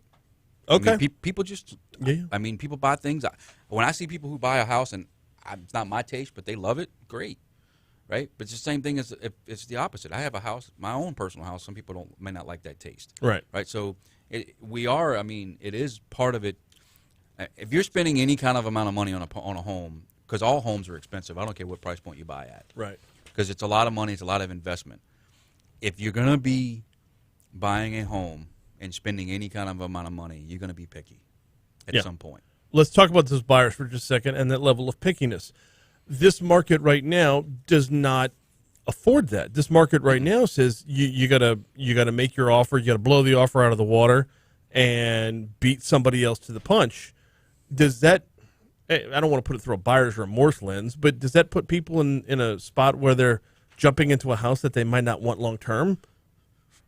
Yes and no, possibly, depending on what they're looking at. But also, I know some people that are like that. They will look at a house, and as long as it's structurally sound and has no major issues other than cosmetics, cosmetics can be fixed. You can always paint it. You can always do things to it. Sure. You can. I've even seen some people say cosmetic is if I want to put a bedroom in it, I can easily do that. Right? You make because you have a bonus room, you make a closet, you make a bedroom. Right? So a lot of that is relative to what you want to do, but. I shouldn't say you shouldn't be picky, but you should be at least be willing to. You have to like the home at least. Yeah. I mean, you don't have to be in love with it. You do have to like it. I mean, well, you're going to live there for a good minute, so I mean, one would hope you know. I mean, you want to have some like and some maybe some infatuation a little bit, but you don't. I mean, but you also can add things to make it your personal home. Sure. Which is great to take that home and make it. The beginning of the pandemic sent people into a DIY frenzy, an upgrade frenzy, a renovation frenzy. Now, supply side costs have caught up with that, so it's curbed a little bit. But is the popularity still there to upgrade existing homes at a level that, makes us all binge watch HGTV? So what actually happened when people were refinancing their home, if they had any kind of equity? Oh, in it, yeah. Which some people did, some people didn't. But some people who had equity in it, they pulled the equity out, and you'll see. I mean, you can call a pool company. Pools are like crazy right now. People are installing pools. I don't understand that. I don't get it. I don't. It's not for me to judge. But hey, I'd like a second full-time job. Let's put in a pool. So we have a pool at our house. It's not an in-ground pool, but it is a pool. Sure. But I also seen people go in and maybe they don't put a pool in. You could see people who are doing backyard. They're adding a swing set for the kids, or they're adding a grilling station, or fire pits, and I mean they're adding all kinds of things that are kind of semi-permanent, right? To where they can add more. I mean, there's people I know that put in a volleyball court. I mean, you can. Well, I'd put in a volleyball court. I want to put a basketball court in. I mean, that's another thing. I mean, there's a place off of Segan that does that. They have the outdoor stuff that you can do. Yeah, and that's called like goals and poles or something like that. Yeah, but like I said, seeing people putting new basketball goals in, but like there's a reason for it because people were stuck in their house and they couldn't do anything. Right. So now they're wanted to do, okay, what can I do if this happens again to entertain my children or entertain myself or, whatever, entertain the neighbors. Over the next, and we got about 1 minute left. So over the next, let's say the rest of this year, do you see things trending in the direction where it's still a slow uptick every month, or are we nearing the end of that? I think the next few months is going to be very telling. I think the next quarter, if we can get people who are willing to sell their house and we can ultimately find their next house, that would be ideal. Mm-hmm. I do think it's going to be still slow, an uphill battle a little bit longer. I think what's really going to make the difference is once we start releasing some of these restrictions on people, as far as like the moratoriums on the foreclosures, moratoriums on those like all that stuff makes a difference. Yes. and because eventually they're going to have to let that fall. Mhm. They're going to have to let the chips fall where they may. Yeah. Which means then you'll start seeing where the prices will start coming down a little bit, but they're not going to come down astronomical. But because if you have 4 houses in the neighborhood that sold for $200,000 when the last year was $150, guess what? $200,000 is a new comp. Yes, exactly. In the meanwhile, we're all done on air. Stick around on YouTube. We're going to continue the conversation and talk about regions in just a second. Where can folks find you? You can find me. You go to my website. You can Brandon Be Lively at smartmove225.com. You can give me a reach out. A phone number 225-636-3687. He is Realtor Brandon Lively. If you're watching on YouTube, stick around. Otherwise, here comes the news. So, want to dive back in for the YouTube audience about what we were talking about. You were talking about that last pie graph involved with the story. And I think this is going to be an overriding factor when it comes to what we're going to see here in the near future or the next 6 months, whatever. Existing home sales by region, 44% of the nation's the South. Mm-hmm. Northeast is down to 12%. Mm-hmm. Midwest, 23%, and West, 21%. Mm-hmm. This is a ridiculously overwhelming number for the South. Economic trends we've seen everywhere else. Cost of living, like in, say, Silicon Valley or in the Northeast, it's a lot more is expensive. brutal. Mm-hmm.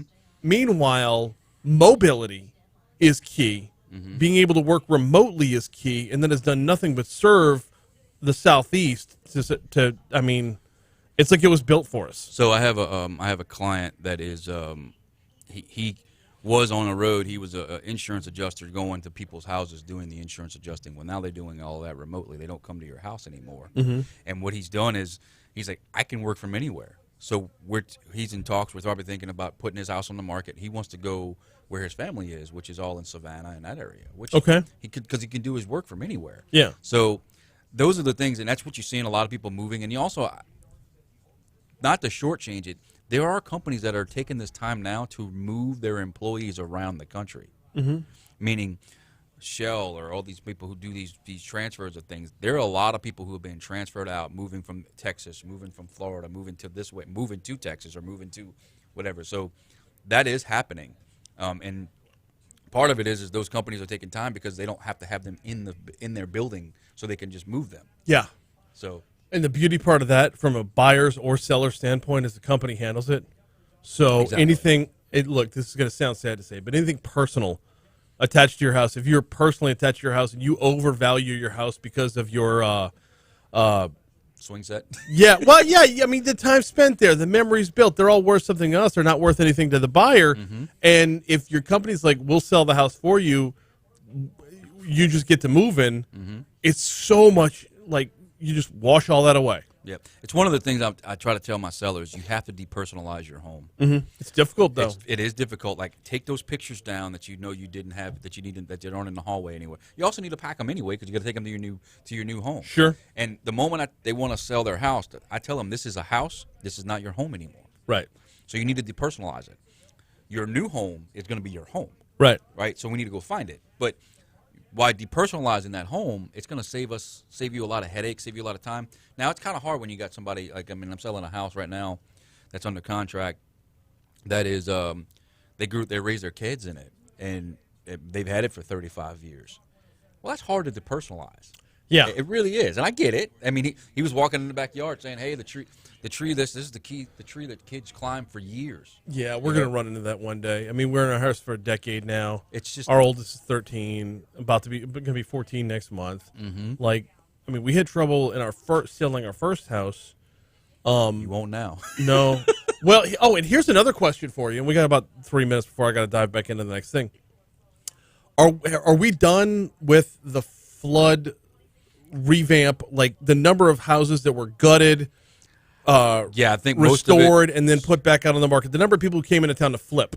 Well, so here's the other crazy thing. That is, I think, mostly done to a point. Mm-hmm.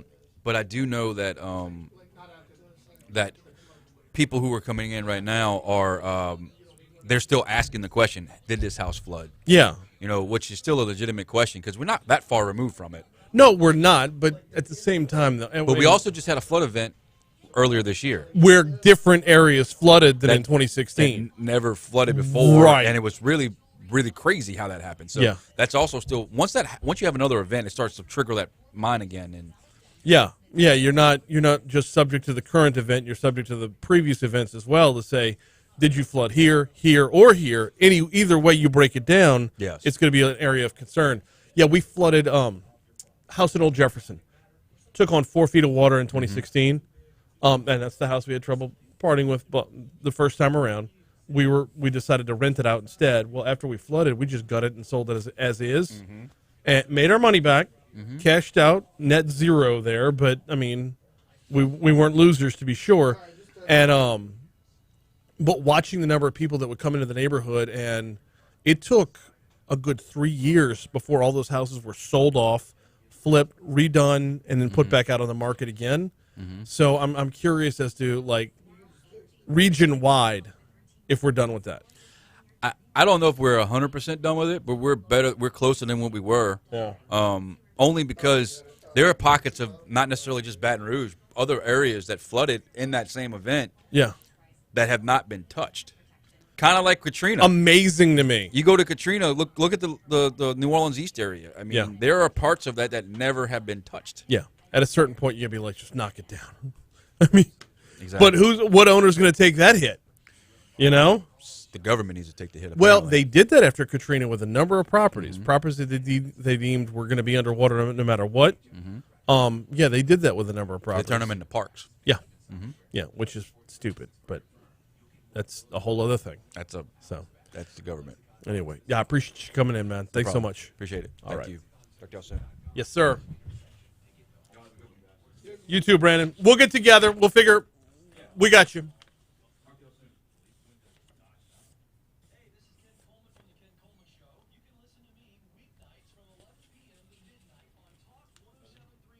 Ooh.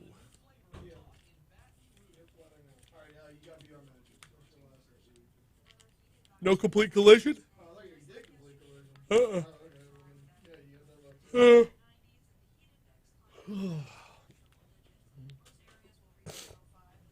going to do Baton Rouge mattress first.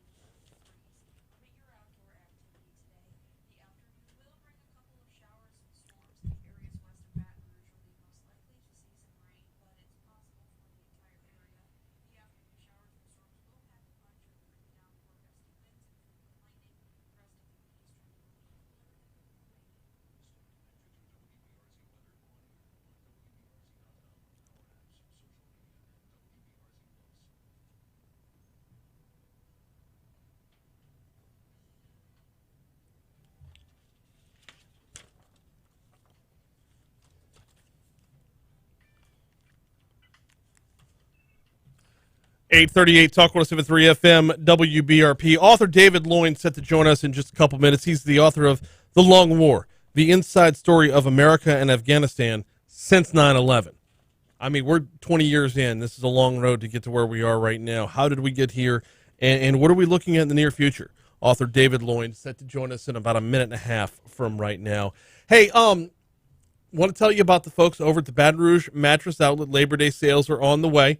In fact, if you go there right now, financing is already in order for the upcoming Labor Day sales. 12 months interest-free, no minimum purchase. 24 months interest-free if you're spending $1,500 or more. 12 months interest-free, no minimum purchase. 24 months interest-free at $1,500 or more. You can find the Baton Rouge Mattress Outlet at 4065 Florida Boulevard or the corner of Jefferson and Housatoo. Same great deals, same great financing at both locations. As always, if you mention you heard about it right here on Talk 107.3 FM, like Israel did over the weekend, you can get free delivery to go along with the great deal that Mitch is going to cut you. He's going to take care of you. Look, having a productive day starts with a good night's sleep. Having a good night's sleep starts with a top-quality mattress, and that's exactly what they do at the Baton Rouge Mattress Outlet. If you need directions, you want to call them, 930-5779, 930-5779, or like I said, Mid-City, swing by 4065 Florida Boulevard. Out in the southeastern corner of the parish, it is 18181 Jefferson Highway. That is the corner of Jefferson, Old Jefferson, and Housatoo. All right, we'll be talking to David Loyn here in just a second. The Long War, as David Loyn is an award-winning foreign correspondent, tells the most complete and detailed story of what is now a 20-year campaign in Afghanistan. Actually, I believe, 9/11 will mark 20 years since 9/11. We are coming up on the 20th anniversary. Afghanistan was the only war in NATO's 70-year history which began under its founding principle. An attack on one is considered an attack on all. Holding together this intricate web after 9/11 was a unique leadership challenge. We're going to dive into all of it.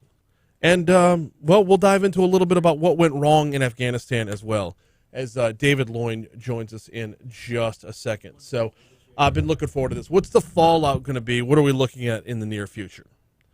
So, hooking up with him on the phone right now. And also just about the book itself. I mean, it's been an interesting walk, to say the least. It's been an interesting path. It's been an interesting chapter in America's history. Joining us right now, author David Loyn. He's the host of The Long War, the inside story of America and Afghanistan since 9/11. David, good morning. Welcome to Talk 107.3. How are you, man? Fine. It's really good to be with you. How are you? I am doing very well. Glad to have you on here. So, before we get to the projections of where we go from here, walk us through a little bit about what we're going to find out in The Long War. Walk us through a little bit about what you've learned about this path of the last 20 years. Well, I've spent a lot of time in Afghanistan over the last 25 years, actually. I was with the Taliban when they took Kabul in the late 90s, and I spent a lot of time there before they fell in 2001. And I think one thing I'd say, just looking back over the war, is that it wasn't all wasted. I mean, of course it was wasted in the sense that we lost. It was a defeat and Kabul's collapsed and the Taliban are back. But we created a new generation and new hopes and new expectations. Now, the question is whether that's what we were planning to do when we set out 20 years ago after 9/11. Understandable conflict in Afghanistan because of the shock of what happened in the Twin Towers, the shock of what happened at the Pentagon, Flight 93, those appalling events 20 years ago next month. Mm-hmm. And I think the response was not as well thought out as perhaps looked at it in hindsight might have been the case. So there were two things that I think that were done right at the beginning, and particularly by December of 2001, that really set the tone as to why this would become America's longest war. The first was a sense that we wouldn't put boots on the ground. There wouldn't be American boots on the ground. And this meant showering hundreds of millions of dollars on former militia leaders, standing them up again effectively, people who'd been defeated by the Taliban when they came in 5 years previously, effectively taking a side in a civil war, and standing up those individuals. And believe it or not, the light footprint that Secretary of Defense Donald Rumsfeld planned to have in Afghanistan, i.e. no American boots on the ground, meant that even when Osama bin Laden was holed up in a cave at Tora Bora in December 2001, and there were 1,000 U.S. Marines on the ground in Afghanistan near Kandahar, under the command of Jim Mattis, then Major General, later, of course, Secretary of Defense himself. Jim Mattis was shouting at CENTCOM to send his boys into action, highly motivated U.S. Marines. He had another 3,500 on ship not far away, and they weren't used. Instead, drug-addled local militias were paid by the Americans to try and fight this battle, and in the ensuing fight, Osama bin Laden escaped. So even when it came to getting Osama bin Laden in his lair in 2001, we weren't going to put boots on the ground. But the money, the second thing that happened was that the money that went into the pockets of those militias went to fuel corruption in Afghanistan, so that when it came to the following year, when there was a sense in the United States that perhaps we wouldn't pull out in a hurry, perhaps we would try and support some sense of nation building, although that was always not talked about at the time. The Bush administration didn't want to talk about nation building, but that's effectively what they were doing. But when it came to that, the money that they put into the pockets of these militias effectively obstructed the very thing that they were then trying to do. Were there historical perspectives that led to this? Because it seems like everyone's given it a shot in Afghanistan and no one's gotten the right answer. Well, I think there was a lack of historical context and a lack of understanding, actually, on the part of the United States as to there was a real short-term memory on the part of the United States in 2001. I think people turned away from the Taliban once they were in power. And, of course, a few people in the CIA knew where this money was going. They knew the warlords, the warlord militias. But it wasn't widely understood, I think, in the State Department or the Pentagon as to what was happening in Afghanistan. So I think there was a lack of historical context. And I would really like, my small contribution in writing this book, I'd really like us to try and learn the right lessons from Afghanistan. They don't have to be the lessons that I draw from writing this book, The Long War. But I think given the number of good young men and women who died, young men and women who lost limbs, who have suffered all kinds of mental problems for what's happened in Afghanistan, and that's going to be even tougher now that the defeat is certain and the Taliban are actually back in Kabul. I think although you can't give people back their limbs or give people back their lives, perhaps you can honor the sacrifice by saying, if we do this again, perhaps we'll do it differently next time, but we might learn some lessons. And I hope I've tried to contribute to the lessons learned operation at the end of this war. A lot of those lessons are in The Long War by David Loyn. David joins us for another couple minutes. What can we expect from Afghanistan in the near future, David? What should Americans be on the lookout for?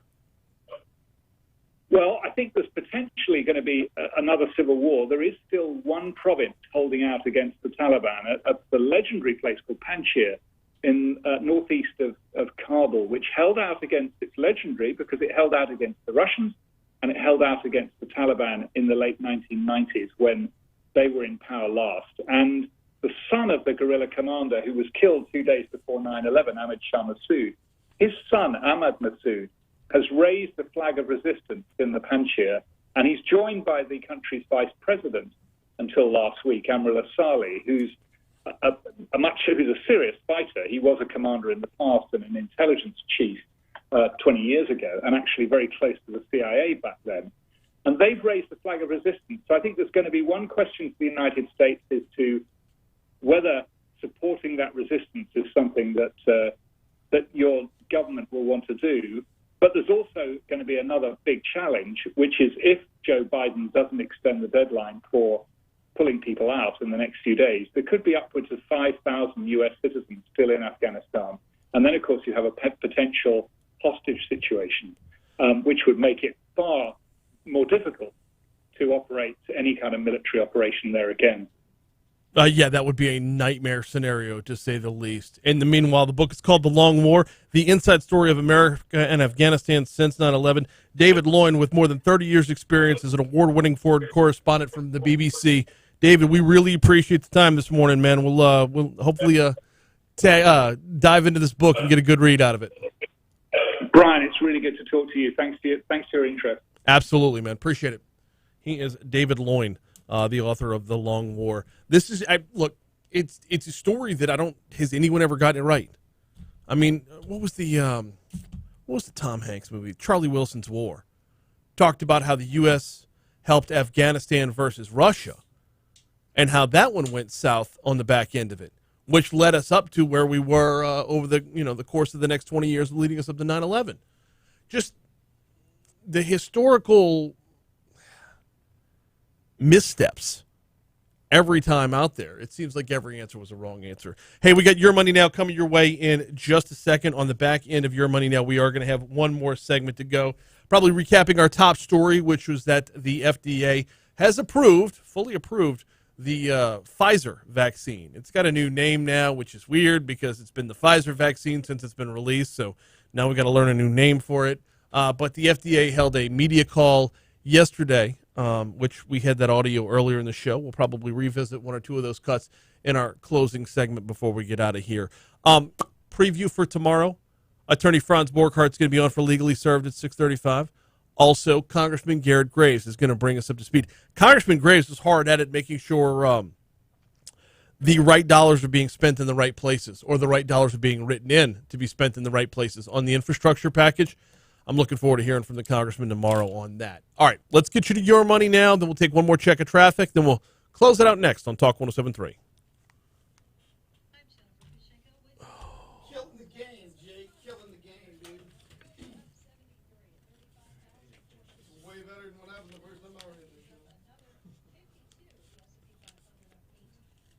You also had two different hosts over here the first time you ran the show, and they were not as patient. Oh, no, dude, it's fun. Look, I had the same questions when I was learning freaking video producing. And I freaking got thrown into Mount on a show with zero training. I had a ton of questions. We'll put on after this. No, you just hit the break after this.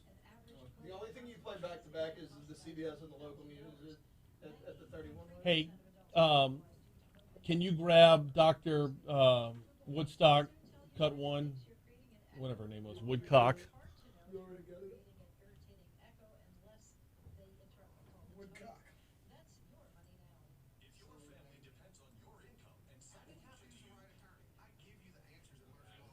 Yeah, you needed to let the spot play from 51 to 52. No worries.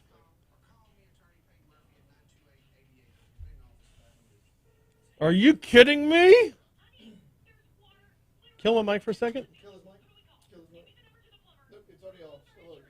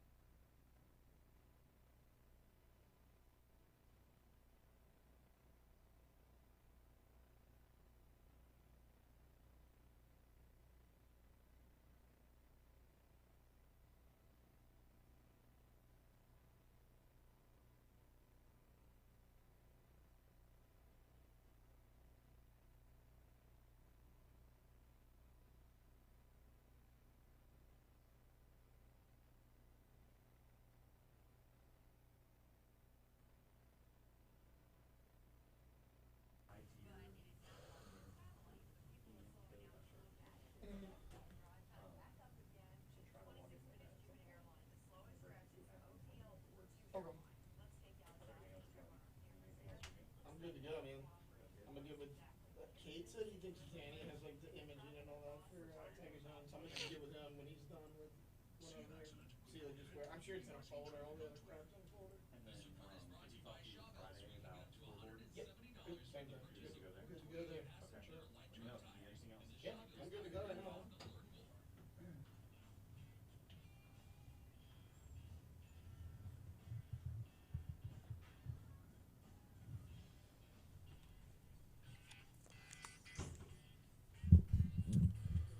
8:55, Talk 107.3 FM, WBRP. Thanks again to Adam Knapp from the Baton Rouge Area Chamber, Congressman Troy Carter, Realtor Brandon Lively, and author David Loyn, all hopping on the hotline throughout the day today, if not in studio. All that content will be available at talk1073.com in the on-demand section after the show. We covered a lot of ground today. But let's not get too far down the road from where we started the show, and that is the top story of the day. The Pfizer vaccine has gone from emergency use authorization to full approval from the FDA. Dr. Janet Woodcock from the FDA was on the media call, and this is how it sounded when she made the announcement yesterday. Today is really an important day as the FDA has approved the first COVID-19 vaccine. And as you heard, the vaccine has been known as the Pfizer BioNTech COVID-19 vaccine and will now be marketed as Comirnaty for the prevention of COVID-19 disease in individuals 16 years of age and older. This is a pivotal moment for our country in the fight against the pandemic. While this and other vaccines have met the FDA's rigorous scientific standards for emergency use authorization, as the first FDA-approved COVID-19 vaccine, the public can be confident that this vaccine meets the FDA's gold standards for safety, effectiveness, and manufacturing quality that we require for an approved product. Okay, I don't understand changing the name of it. I mean, long term, I get it, but with every other battle you've got to fight right now to get people vaccinated, with every other question that's out there, do we really want brand insecurity to go along with vaccine hesitancy? I mean, from a strict marketing perspective, why wouldn't we just keep calling it the Pfizer vaccine? From a strict marketing perspective, do we really need to introduce, Comirnaty into the mix? Comirnaty? Yeah, that's what it was, Comirnaty. All right. Great. Been working since this thing came out, late November, early December, to grow the awareness of it. And now we got to start from scratch with, hey, go get your Comirnaty shot. What the hell is that? What is a Comirnaty shot? It's the Pfizer vaccine. Well, why didn't you just say that? Anyway, still a lot to unpack from that press call, from that media call. Still a lot to unpack when it comes to vaccines. Moderna is not on the table yet. Neither is Johnson & Johnson. Neither is the Pfizer vaccine for children. She made that very clear within that soundbite right there, was that this is for the grown-ups for the full FDA approval. We're still emergency use authorization, kicking it down to 12, and we're still not even on that level for under 12. Also, and this was later on in the media call, which we don't have time to rehash the full soundbite, but it's important to note that the main focus right here is FDA approval for the two-shot series. The FDA basically made it clear they're not worried about a third-round booster just yet. They're not approving that just yet. That's not what's on the table right now. Getting people vaccinated for the first two shots, that's where their focus is right now. So, if you have not yet gotten your shot, go out and get a shot. Hey, before I get out of here, got to tell you about the folks over at Complete Collision Center. You can find them on Plank Road in Zachary. You can find them on Perkins, just east of Bluebonnet in Baton Rouge. Doug and his team do a phenomenal job. If you find yourself in a fender bender, give them a call, 658-1493. It's important to have a number in your phone before you get into an accident so your insurance company isn't picking where you're taking your car. Doug and his team have certifications from more than a dozen major manufacturers. They've got the iCar Gold Class certification. They are here to make sure everything down to the hidden damage gets fixed and fixed properly so that you and your family can get back on the road safely. Safely. That's the primary concern here. Check them out online, CompleteCollision.com, CompleteCollision.com. Don't let who you choose to repair your vehicle be your second accident. Check out CompleteCollision.com. Fox News Rundown's coming up next on Talk 107.3.